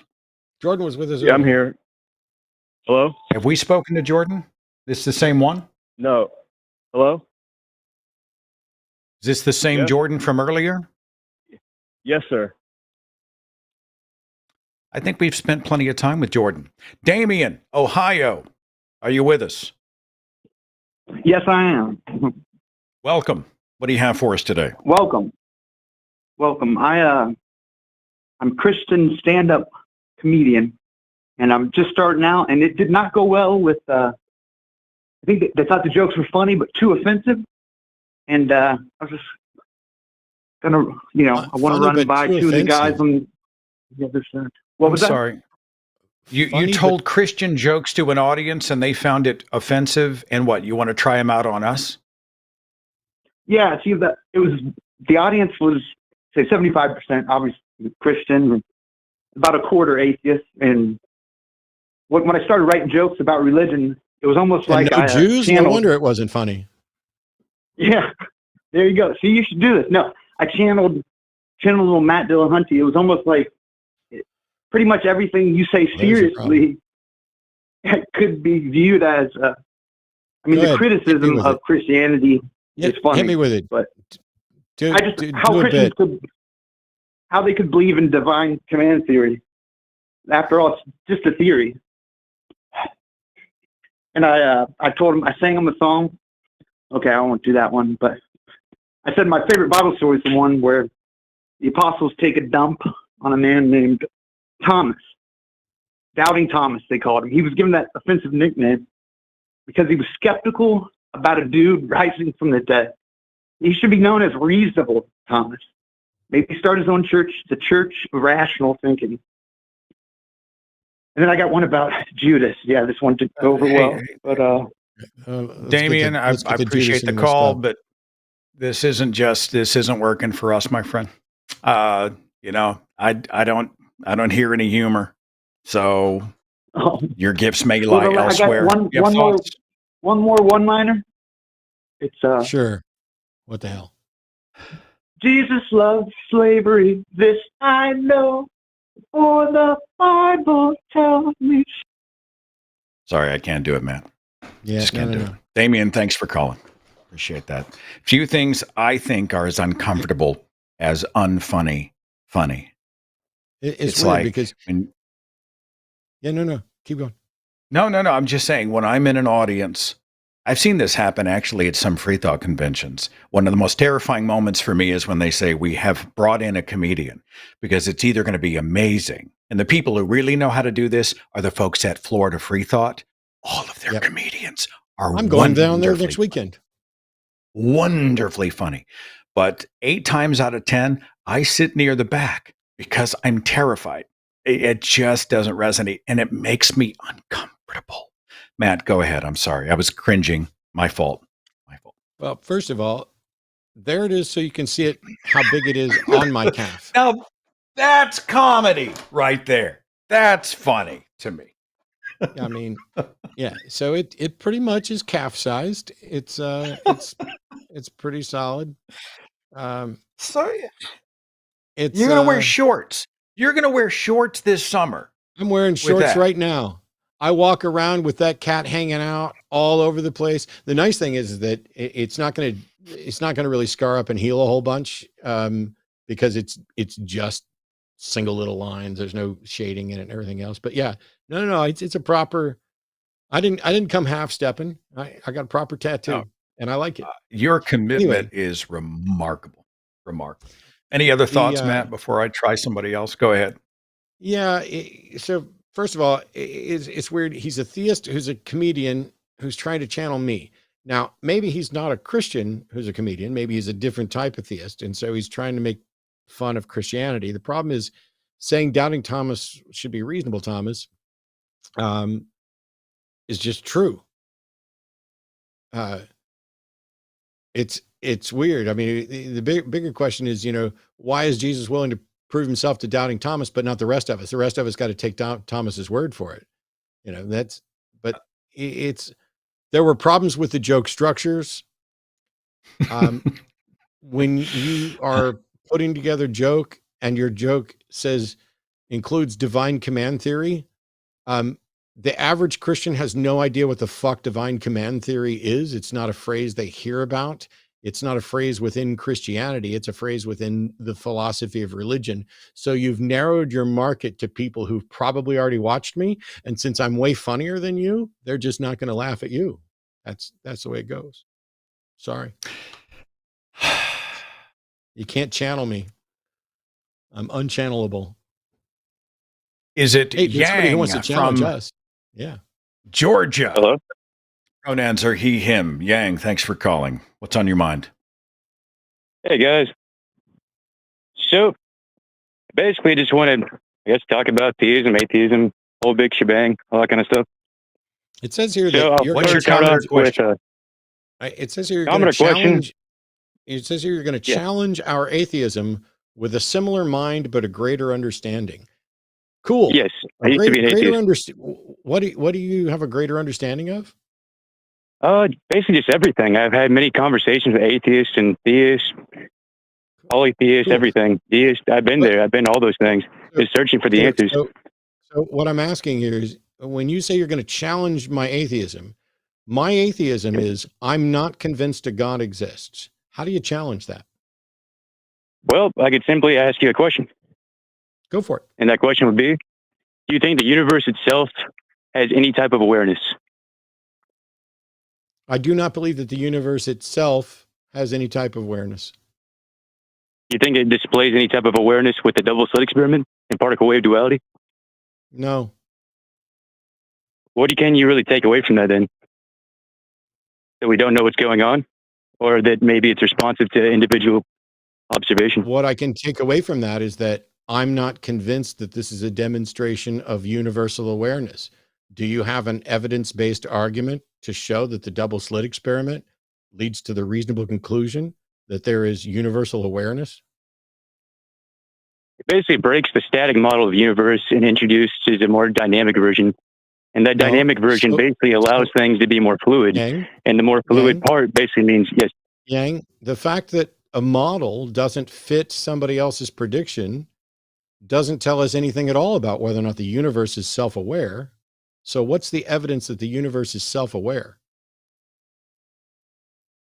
it's basically awareness rather than self-awareness, because itself is basically everything.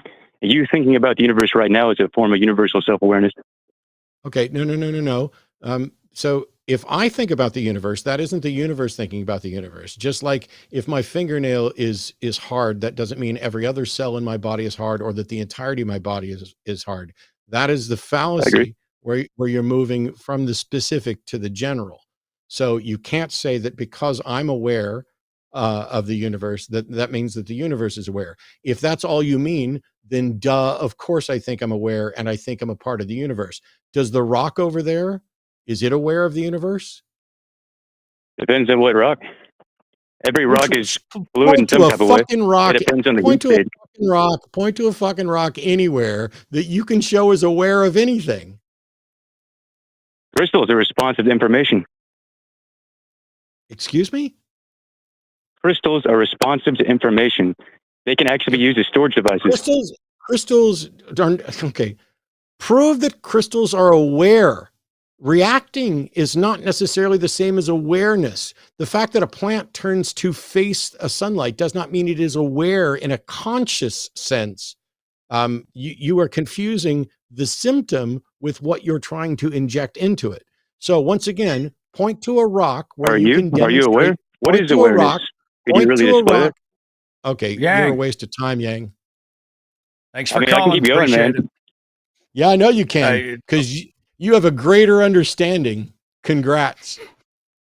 It's just bizarre. It's like a word salad of quantum speak that is supposed to demonstrate, and then he tied it to theism, which was, if we had sort of a linear conversation, was going to be my next question. Well, all right, well, what specific deity are you tying this awareness of the rocks to? But I agree. I think we were wasting our time. By the way, I want to thank you for, just because my fingernail is hard doesn't mean anything else in my body is hard. I know I'm not the only double entendre guy on that one. You've given me all kinds of gems here. I've had your parents having sex, and I had the ball of lint god. I am going to have to take those with me To be as well. fair, you started the show within like the first minute by saying the word vagina. And I don't think anybody on their bingo card had Seth saying vagina at all. I blush easy. I am the most shy. Like I was shocked. You're like, just because I crawled out of your vagina, and I was like, was that Seth? No, I mean it's what it is. It's just that when I get around people, and maybe this is it may be my personality. It may be decades in the faith of such a conservative faith where everything was blushable, but I blush at the drop of a hat. I am that guy where people will say something that's just so overt and I just did a speech about shame culture and how we have to own it. And, it's all good, but I still react in that way. So it's sometimes through force of will that I have to get over even the tiniest of speed bumps. So I'm a process. I'm a work in progress. Pray for me. Dirk in Oregon. Pronouns are he and him. Welcome to the show, and comment or question, please. Hi, so I am returning with a definition of the deity that I was talking about earlier and some possible empirical evidence. Am I talking to the same people over and over again, and I'm just losing the names in my database? Have we spoken to Dirk? I don't believe so. I've not spoken to you. I've spoken to Matt before on a different call, a different show. And you have definitions to help clarify your theistic position. Am I catching up? Yes, that's correct. Cool. Let's start with the definition.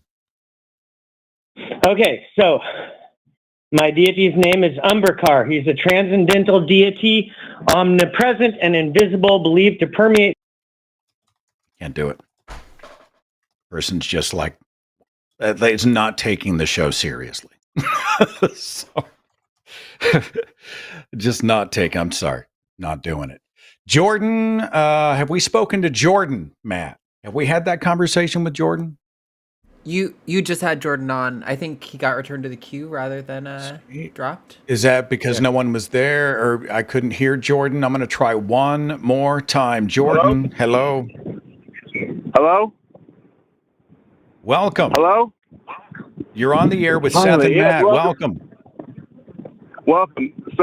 Sorry, bad disconnection. I was at the Music City Mall. I'm outside now. Sorry about what happened earlier. That's fine, my friend. You still sound like you're in kind of a moderate wind, but we can hear you. That's the important thing. Comment or question today? What do you have? All right, I have a question. It baffles me. It confused me my entire life.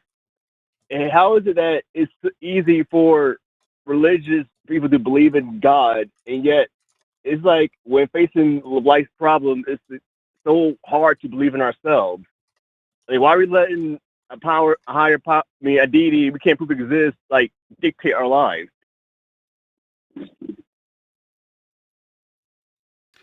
I think that theistic religions like Islam and Christianity build in a distrust and a devaluation of ourselves.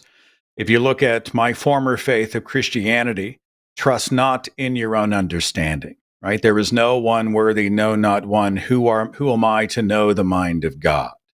God uses the foolish things to confound the wise. And what this does is it says, well, you can't trust yourself, therefore you have to lean on the authority with a capital A. And then by design, the shepherds, God's proxy authorities, whether they're pastors, apologists, shepherds of that kind on earth. And if you say, no, I do have I will give myself permission to challenge, to ask the hard questions, and I do have value on my own terms, then they call you difficult. They call you egotistical, often in league with the devil. It was Lucifer's arrogance that got him kicked out of heaven, right? He was so arrogant that he wanted to essentially be a god himself to challenge the Almighty. It's a rigged game. And I think a lot of the difficulty we have in believing in ourselves is religiously programmed because we're told often from early ages that we're not qualified. Who are you? Who do you think you are? I've heard this from apologists. Whenever I say, no, I don't need God to have value. I don't need someone to rescue me. I'm not a prodigal who needs to be found and fixed. I have value on my own terms. And the culture then says, how dare you, you egomaniac? And I think a lot of that feeds into this resistance into valuing ourselves, believing in ourselves, and giving credit to ourselves. What are your thoughts, Jordan?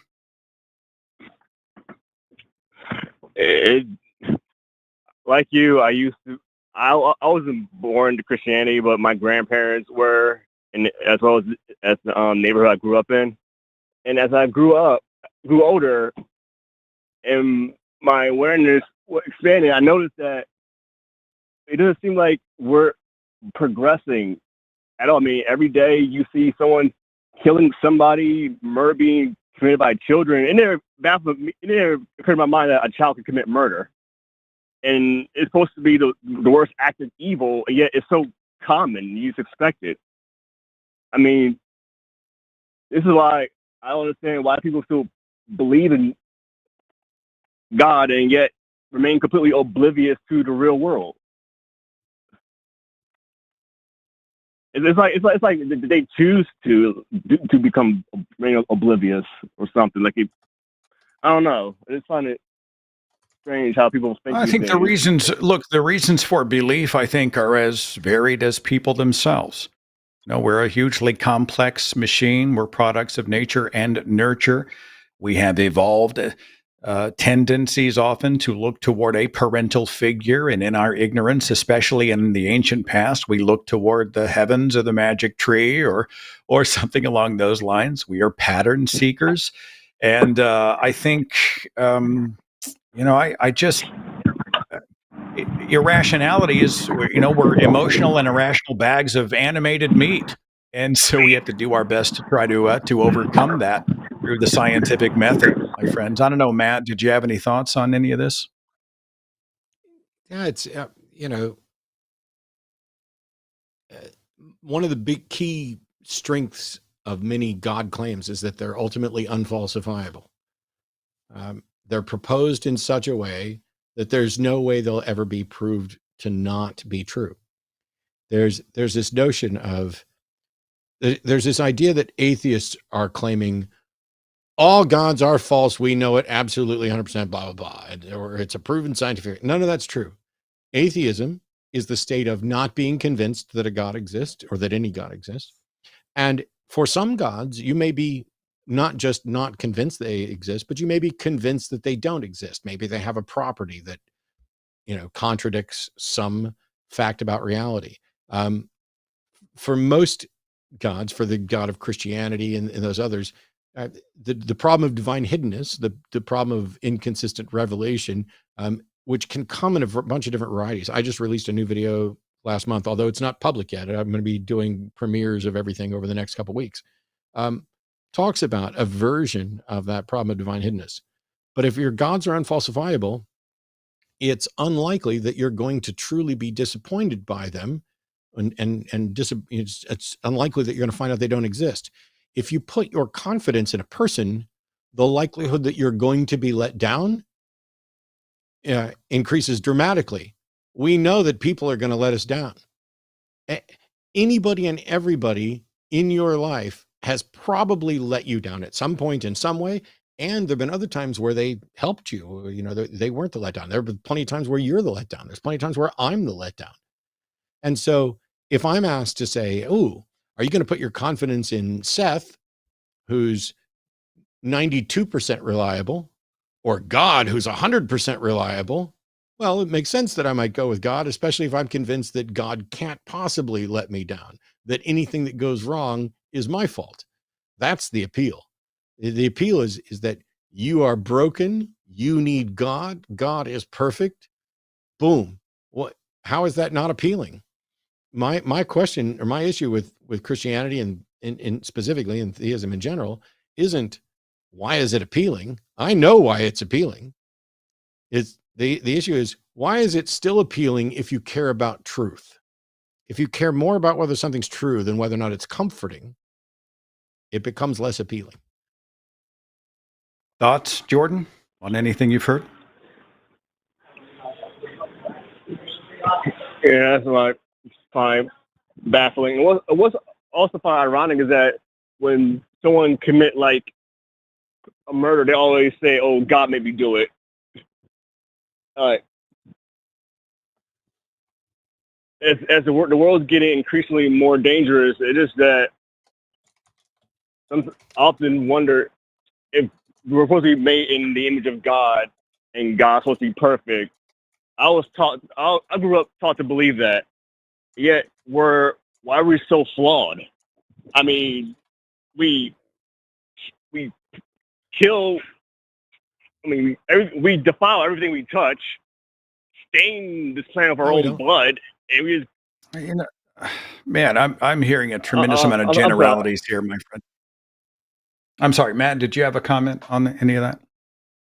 I was saying, no, we don't. You say we defile everything we touch. No, we don't. No. And not all murderers say God told them to do it. And so I'm not exactly sure what to do with the rest of the call here, my friend. I think ultimately, to your original point, though, I think we must give ourselves permission to give ourselves value and believe in ourselves. And if there is not a reason to believe in a God, we simply do not. Yeah. Even if the whole point, Jordan, is people suck, even if that's the whole point, so what? I'm still stuck on a planet with people, and I've got to find a way to work with them.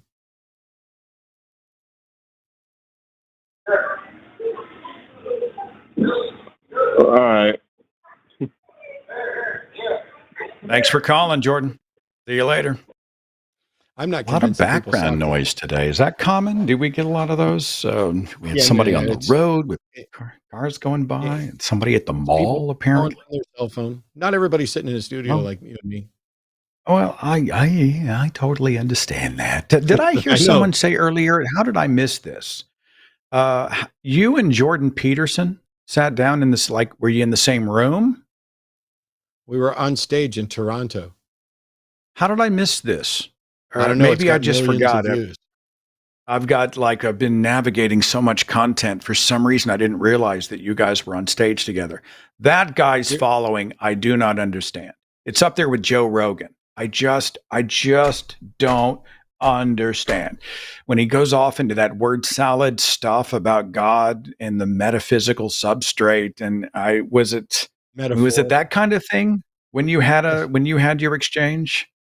Yes, he said that you couldn't quit smoking without a spiritual experience. He tried to suggest that secular humanism was a bad thing by conflating it with communist stuff. He was very difficult to pin down on anything related to the God.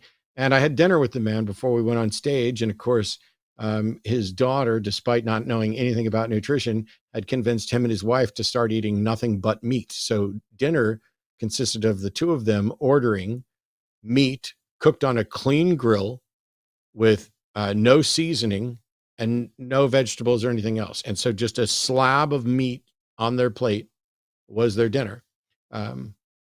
Anyway, it's going to cause health problems eventually, but this is the same guy who ended up in a coma to beat his drug addiction. Wow.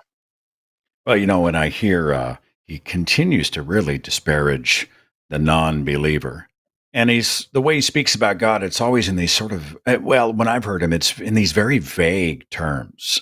I sense that I'm not totally convinced he believes what he says.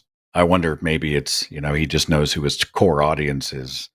But I find the fact that he is so wildly popular and he's translated this into such really pronounced success, I find that frustrating. But I just wasn't registering that you guys had sat down. So I'll have to go look that up.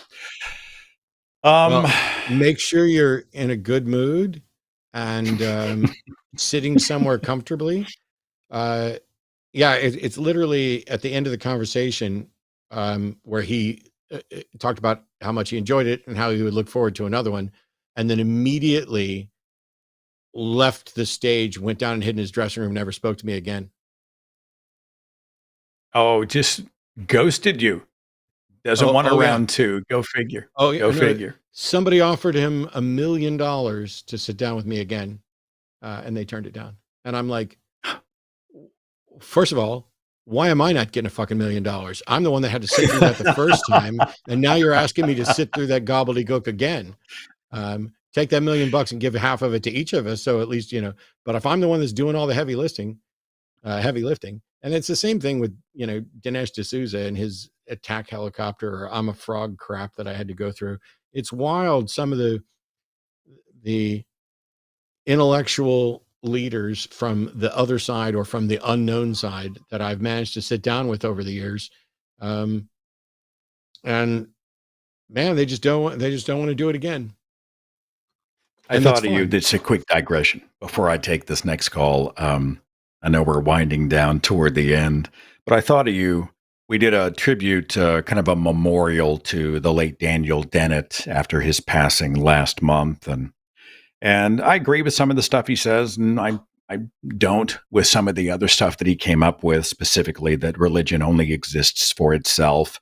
I am all over the place on the free will argument. I'm actually having Dr. Robert Sapolsky on the show. He says we have no free will, and Daniel Dennett said we actually do, and it's damaging to say that we don't.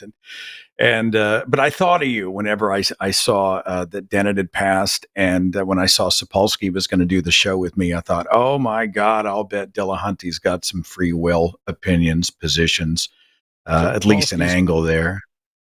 Sapolsky's probably right, but also I talked to Dennett. I mean, we never met in person, but we exchanged emails. And in particular, I mean, Sam Harris and I talked about it quite a bit because Dennett's a compatibilist, which means that he thought, since he's dead, he doesn't think anything today. Yeah.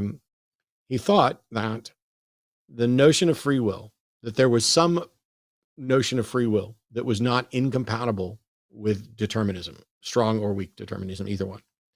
And I am a compatibilist in the sense that I agree with Dennett's conclusions. But basically what it is it's picking. So literally in one of his books, one of his books is called Elbow Room, The Variety of Free Wills Worth Wanting. And it goes through different models of free will. Dennett didn't think that we had libertarian free will. Absolutely not. None of us do. That's libertarian free will is, which Christianity is necessarily dependent on for most of its models, is almost as obviously false as the proposition that there's a soul that exists absent a body. But yeah, Dennett's view, we were actually talking about this because I wanted to sit down with him and Sam Harris, because my understanding is that all three of us agree on what we do have. We're just in disagreement about what to call it. Dennett basically said, Sam's a compatibilist, he just doesn't know it. And I'm like, I agree, but Sam's objections to, and everybody else's objections to compatibilism are not without merit. And at the end of the day, I had there's a video people can go watch with myself and Stephen Woodford, Rationality Rules, where we talked about this in detail. And I decided then that I will not I am still a compatibilist with regard to Dennett's actual definition of free will and everything else there. But I don't think that we have free will in any meaningful, useful sense. I think that we have will. The extent to which it is free is an open question. And in this, the example that I would frequently use is that, and I use this with Sam, was we were sitting on stage and I said, look, you could jump off the stage right now and just land near the front row, or I could pick you up and throw you off the stage and you would land near the front row. At the end of those two scenarios, I'm up here and you're down on the front row.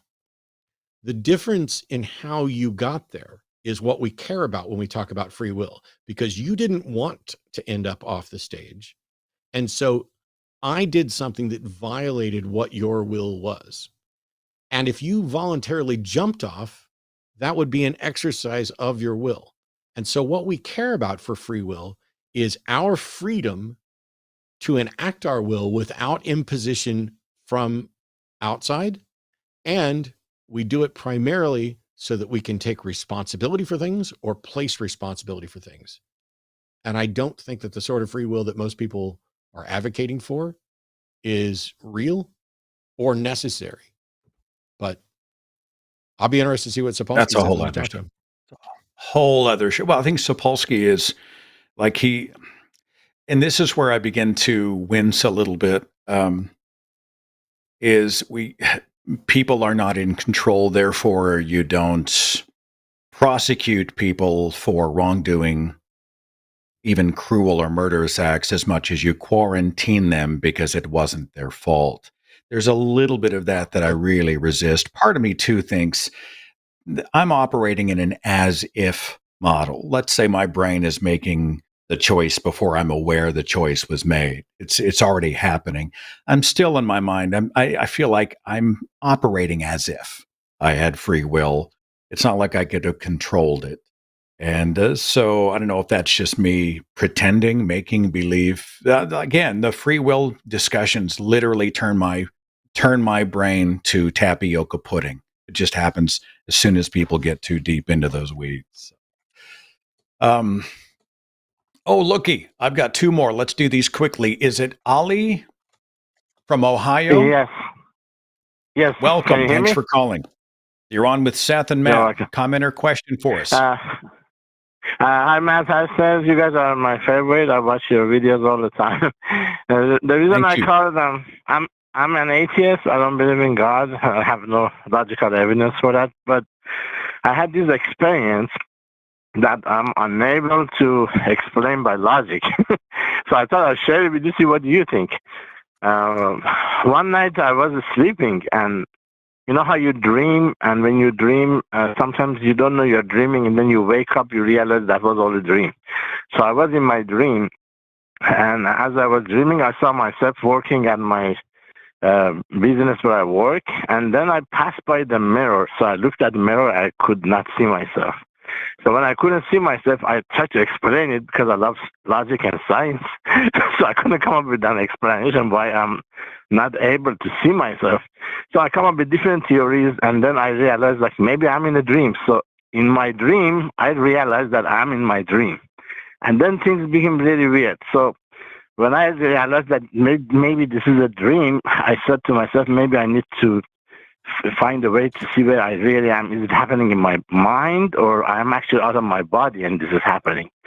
So I tried to lift objects. I was not able to lift any objects. So then I went by the clock. I looked at the clock. It was about 3:02. And as soon as I looked at the clock, something grabbed me from the back, and it talked to me in English, not Persian. Persian is my language, and it said to me in English, "You have known enough." Then I saw myself flying from the location where I was at my work, and I saw all the road all the way to my house, and then I saw my body sleeping on the floor. I went into my body and I woke up. Now the weird thing is in the room where I was sleeping, there was no clock. So I went to the other room, I looked at the clock, it was about 3:03. So the odds of the time to be matched so accurately, I find that so odd. So to me, it almost feels like a out of body experience. But I mean, I don't believe in this nonsense, but it's an experience I had. I don't know if you have ever watched that movie Contact. You know, when the scientist at the end goes through a wormhole, nobody believes her, but even though they tell her that this is not real, she says, "I understand." It's called. I almost have the same dilemma because All right, so you had a vivid dream with all kinds of wild circumstances, and there was a correlation between the time on the clock in your dream and the time on the clock that was in the other room in your waking life. Matt Dillahunty, you want to take this one?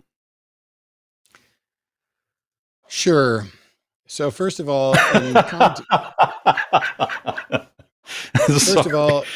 in Contact, while she didn't have any direct evidence of this, the conversation that follows after that is somebody saying, Yeah, it's not so much that the recording device recorded static, it's that it recorded 18 hours of static. And so there was at least some piece of evidence that was more consistent with her claim. But if what you're saying is you were asleep and in your time period of sleep, you thought that you were in another room and saw the clock there and woke up and didn't have a clock in your room and it turned out to be correct, I'm completely unimpressed. You can message my ex-wife, who for 10 years would frequently, I didn't wear a watch. I don't have one on now. And for whatever reason, if somebody asked me, what time is it? I was within 5 minutes of the correct time almost all the time. The only times where I would be more than 5 minutes or so out is if I had been playing a video game for a couple hours or engaged in some other activity that distracted me and put me in a different clock. But by and large, I just know what time it is. It's another thing where, sorry, I'm going to out Seth.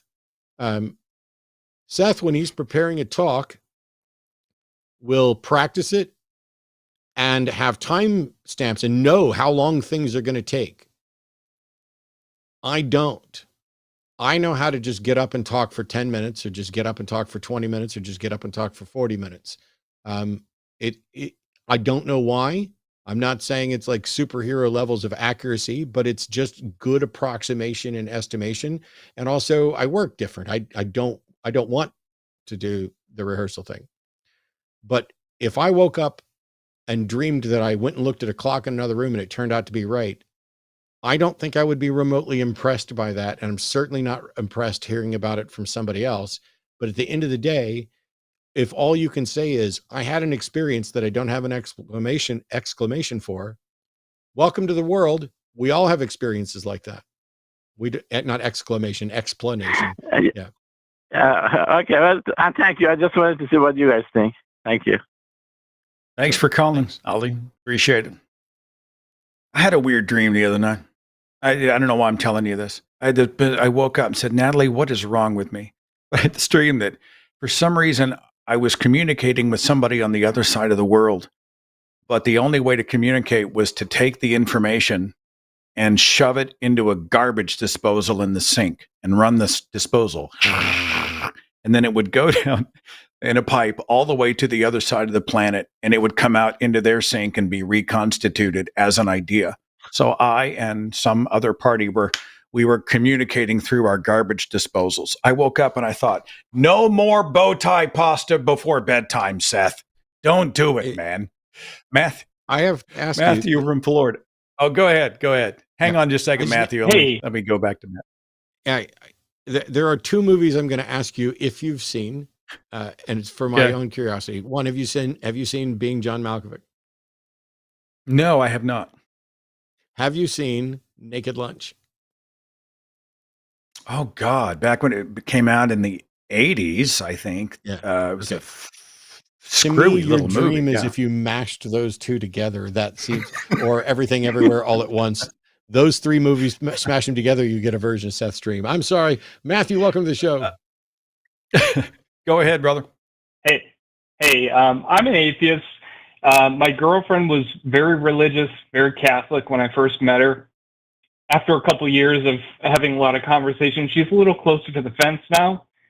We talk a lot about the subject, and she's recently lost a family member. And I'm trying to be supportive, but I'm not really sure what kind of help I can offer to help her with her grief. And I was just curious if you could offer any forms of support or coping mechanisms to help navigate grief in a secular manner within the religious family that she has. So, first thing I do, curious to hear Matt and I. Go ahead, brother. Go ahead. Yeah, it's two hosts on the same show. Go ahead. Is look at an organization called Grief Beyond Belief. I don't know if their website is still live, but the Facebook page, I just checked, the Facebook page had a post recently. I don't know if they have any expertise in specifically dealing with, it's grief from a secular perspective, but I don't know if it necessarily fits the situation your girlfriend's in, because you're talking about someone who's not an atheist, who's going to be around other non-atheists. She may be leaning more secular or having difficulties with it, but I don't know that there's any organization kind of or resource that I have that's tuned specifically to that. Seth? I have a couple of thoughts. A guy called my show, it's been 10 years, and I still use this line, that her tragedy is not our soapbox. And while I do like the idea that certain circumstances will provide opportunities for us to have important and often hard discussions, I don't think that this is a bullhorn opportunity for the rest of us. I've had people call and they say, well, my mother died and she was religious and they're having the funeral in a church. The church harmed me, or I'm very much against religion. I'm not comfortable going. Should I go out of respect to my mother? I hear a lot of those. It's a variation on how do I show support? How do I do the right thing? What is the right thing? And a lot of these are situational. Only you can answer those questions. I would just, as someone talking over coffee as a friend, say that I think time and attention and love and what can I do for you, and mostly your presence. I'm here for you. Would you like me to go with you? Do you need someone to talk to or just listen? Do you need someone to be in the room with you? What are your needs right now? I think leading with that type of stuff, without soapboxing about any of their religious beliefs or whether they're going to heaven, etc. I think, being a human being at that point. And I think that type of interaction, people being with, supporting, loving, healing other people, will develop the kind of trust which might lead to deeper conversations about that person's religion whenever the wounds have healed just a little bit. Does that help at all? Yeah, I've actually listened to some of your podcasts when you've talked about the subject before. I've just been trying to gather in as much information as possible because I have never really had to approach this before in my life, because I've always been an atheist, but I've never had a partner who was struggling with her theism and grief at the same time. So I've just been trying to be a good partner. Hey, you set the boundary. Don't let me cross over into territory that is too private. But is it that she is wrestling with the idea that she may not see? Was it her mother that passed away? Forgive me, I missed it at the beginning. No, it's actually her aunt. Okay. And does she wrestle with the idea that she won't see, if there's not a heaven, that she won't be reunited with her aunt? Or is it that she's going into a religious memorial service? What are some of the flavors of trepidation that she has? Well, when I first met her, I kind of broached the subject after a couple months, and I just asked her outright, "What do you believe in?" And she said, "Well, God." And I've kind of talked to her. We've had a lot of conversations, and over time, she's now to a point where she's like, "Well, I don't know what I believe in anymore." And with her aunt passing away, she's in this space now where she's like, "I don't think I believe that anymore, but my whole family does." And she's not sure what to think. It's just a really complicated spot to be in for her. And so I'm just trying to do my best to support her. This is, I hate to say this is easy, Matthew, but this one's easy. So you're in a position where you don't believe, but she potentially does. And she's in a position where she's thinking she might not believe, but her family still does. However you would respond and react to her, specifically how she would want you to respond and react to her, knowing you're a non-believer and she was a believer, is roughly how she should probably view this from her perspective with regard to the rest of her family. Does that make sense?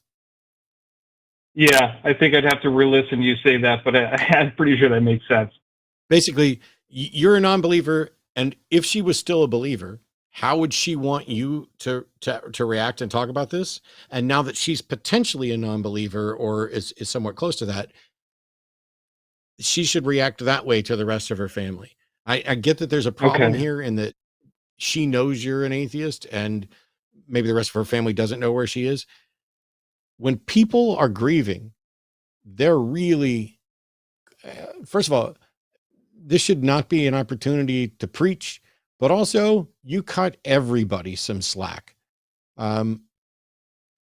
There's stuff that's going to be said and felt at a funeral that does not map to reality, that is born of frustration, that is born of fear. At the end of the day, the fact that you're asking questions about how to best be supportive is great. Ask her what kind of support she wants from you. And the fact that the two of you are together as a team, she doesn't have to explain anything to her family. She doesn't have to talk about her struggles with her religion. She could be like, I really have a hard time believing that I'm going to see her again in heaven, but that's what I'm told.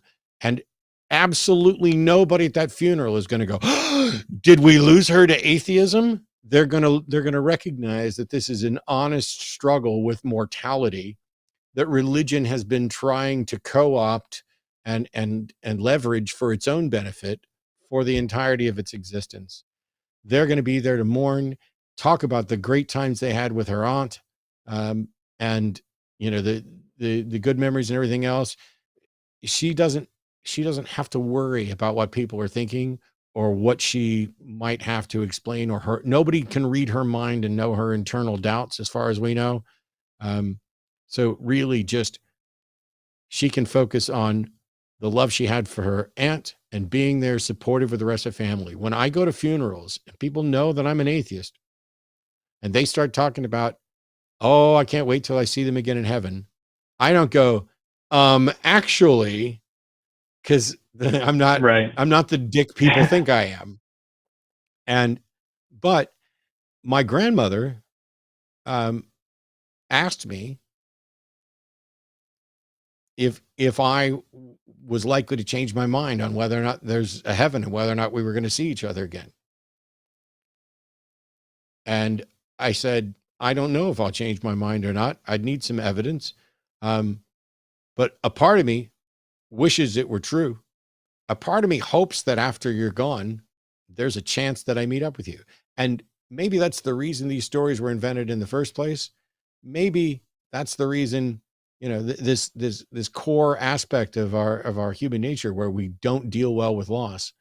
I'm really pissed at religion because religions have taken a death, which is a natural part of life, and they have co-opted everything around it so that we are now all in this position where we're not equipped to deal with it in the context that we should, which is, this is inevitable.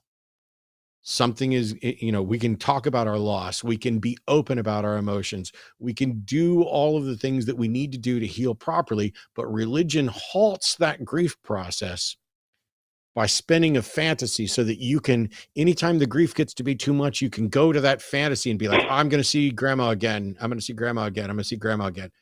And that's the coping mechanism.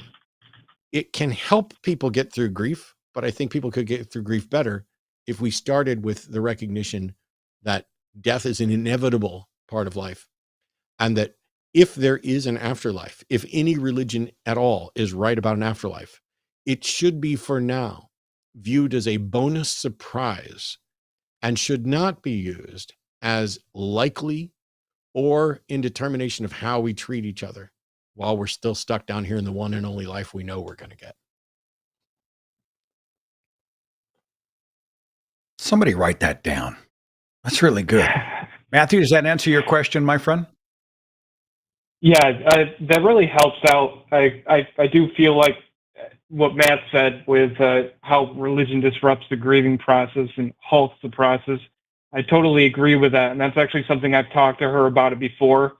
Now that she's actually experiencing grief, I'm trying to find ways to be like, here is the secular means as opposed to the religious means that you've been indoctrinated into your entire life. That's why initially I was asking for some form of support I can offer. If I were you, I wouldn't even be framing secular or other. I would just be there. I'm here. Yeah, I'm listening. I've got no agenda. I love you. And beyond that, one final thought I'll leave you with. She's on a journey, right? she is at a point now where she's starting to slowly, a little more every day, maybe give herself permissions that she may not have given herself permission to do before or to ask before. And that's a scary place. It's a weird place. And I think one thing that would have helped me when I was going through that was for someone to say, it's your journey. Take it at your speed. And if you don't have an answer, it's okay to say, I don't know. And if it's scary, it's okay to say it's scary. And no matter where you're at, I'm right here. Let's talk about it. I'll just shut up and listen. But it's your life. Find your skin and live in it. I would speak in that language for her. Because it can be a terrifying time when the stuff you used to believe starts to fall away and it's just, there's no there, and what if? And to say, it's okay. There is not a destination. Life's a journey. Take your journey. I'll be right here alongside you. That would be my encouragement to you, okay? Very much appreciated. Matthew, hang in there, brother. Thank you. All right, see you later. How do I say it? Is it Dragon? Dragan? Forgive me for being new to the show. Yep. Forgive my ignorance. Dragon has been a call screener who is amazing, and thank you for everything you have done. I just wanted to finish on a note of levity when it comes to the ending of my own life. When when my ticket gets punched, Matt, and I saw this that someone else had done. It could be just a joke, but it just sounds like the kind of thing that I want to do. At my funeral, I want all of the cards, the programs that go out to all of the attendees to be little unfoldable Ouija boards under the words, let's keep in touch. I totally want to do that. I just think that's a great idea. I don't know. Did we miss anything, Matt? Final thought? I think that in the final thought category, I will review, first of all, a huge thank you to all of our moderators and to Seth for hosting today. Upcoming shows here on the Line Network. First of all, it's almost 5:00 here Central Time. In 2 hours at 7 p.m. Central, there's going to be another Sunday show After Dark. And it's going to be hosted by Arden Hart and Eve Was Framed. You better believe I'm excited. Because she's going to be producing, Arden will be producing and interact. But it's the first time that Arden and Eve have done a show together. So in a couple minutes, when we're done here and we release you to go live your lives, only live those lives for about 2 hours. Get yourself a snack and get your butt back where it was so that you can tune in and watch. I couldn't possibly be more excited about tonight's show. Monday's show is Skeptalk with Shannon Q and Erika Gibbons. So for the person in chat who said they want to see more Shannon and Paul, yes, we all want to see more Shannon and Paul. We get them on absolutely as often as we can and as they can because they're busy. Shannon's hosting Skeptalk on Monday. Tuesday's Chewed Gum will be Eve Was Framed and Alyssa Ljub, sorry. Wednesday's Hang Up will be myself and David Fitzgerald. Who knows if we'll get into mythicism, but David's got more than one book coming out, including one that he sent me to review that I was so busy in April with a reptile show every stinking weekend, I didn't get a chance to do it. So we're going to have a good talk about that book. Thursday's episode of the Transatlantic Call-In Show is going to have Arden and Josie. That's at 2 p.m. Central. The other shows that I listed for Monday, Tuesday, and Wednesday are all at 6 p.m. Central. And next Sunday's Sunday show, daytime side, is going to be Forrest and Eric. So that's all the shows coming up. Make sure you go to QAnaline.com and patreon.com/calltheline to find ways to support this program, this network, outside of just being here in chat. We like it. We love it. We want more of it. But there is a potential issue of demonetization where it's happening frequently, where YouTube decides to turn off the monetization on videos that we put up. And there's been a financial hit as we focus on those things. So if you get the chance and you are so inclined, yes, like, subscribe, join, but also consider the Patreon and the products at linemerch.com. All of those go to help the network. We appreciate you all. Seth, do you have any final thoughts? I think it's good to know our place in the pecking order. Like we're the B team warm up for Arden and Eve. Like I'm just saying, we're we sort of generally warm up the room for the main attraction. That's going to be awesome. And Arden, you're amazing. Thanks for being the glue that has held me together over the last 3 hours. And thank you all for watching and listening. Be safe, be well. We'll see you next time.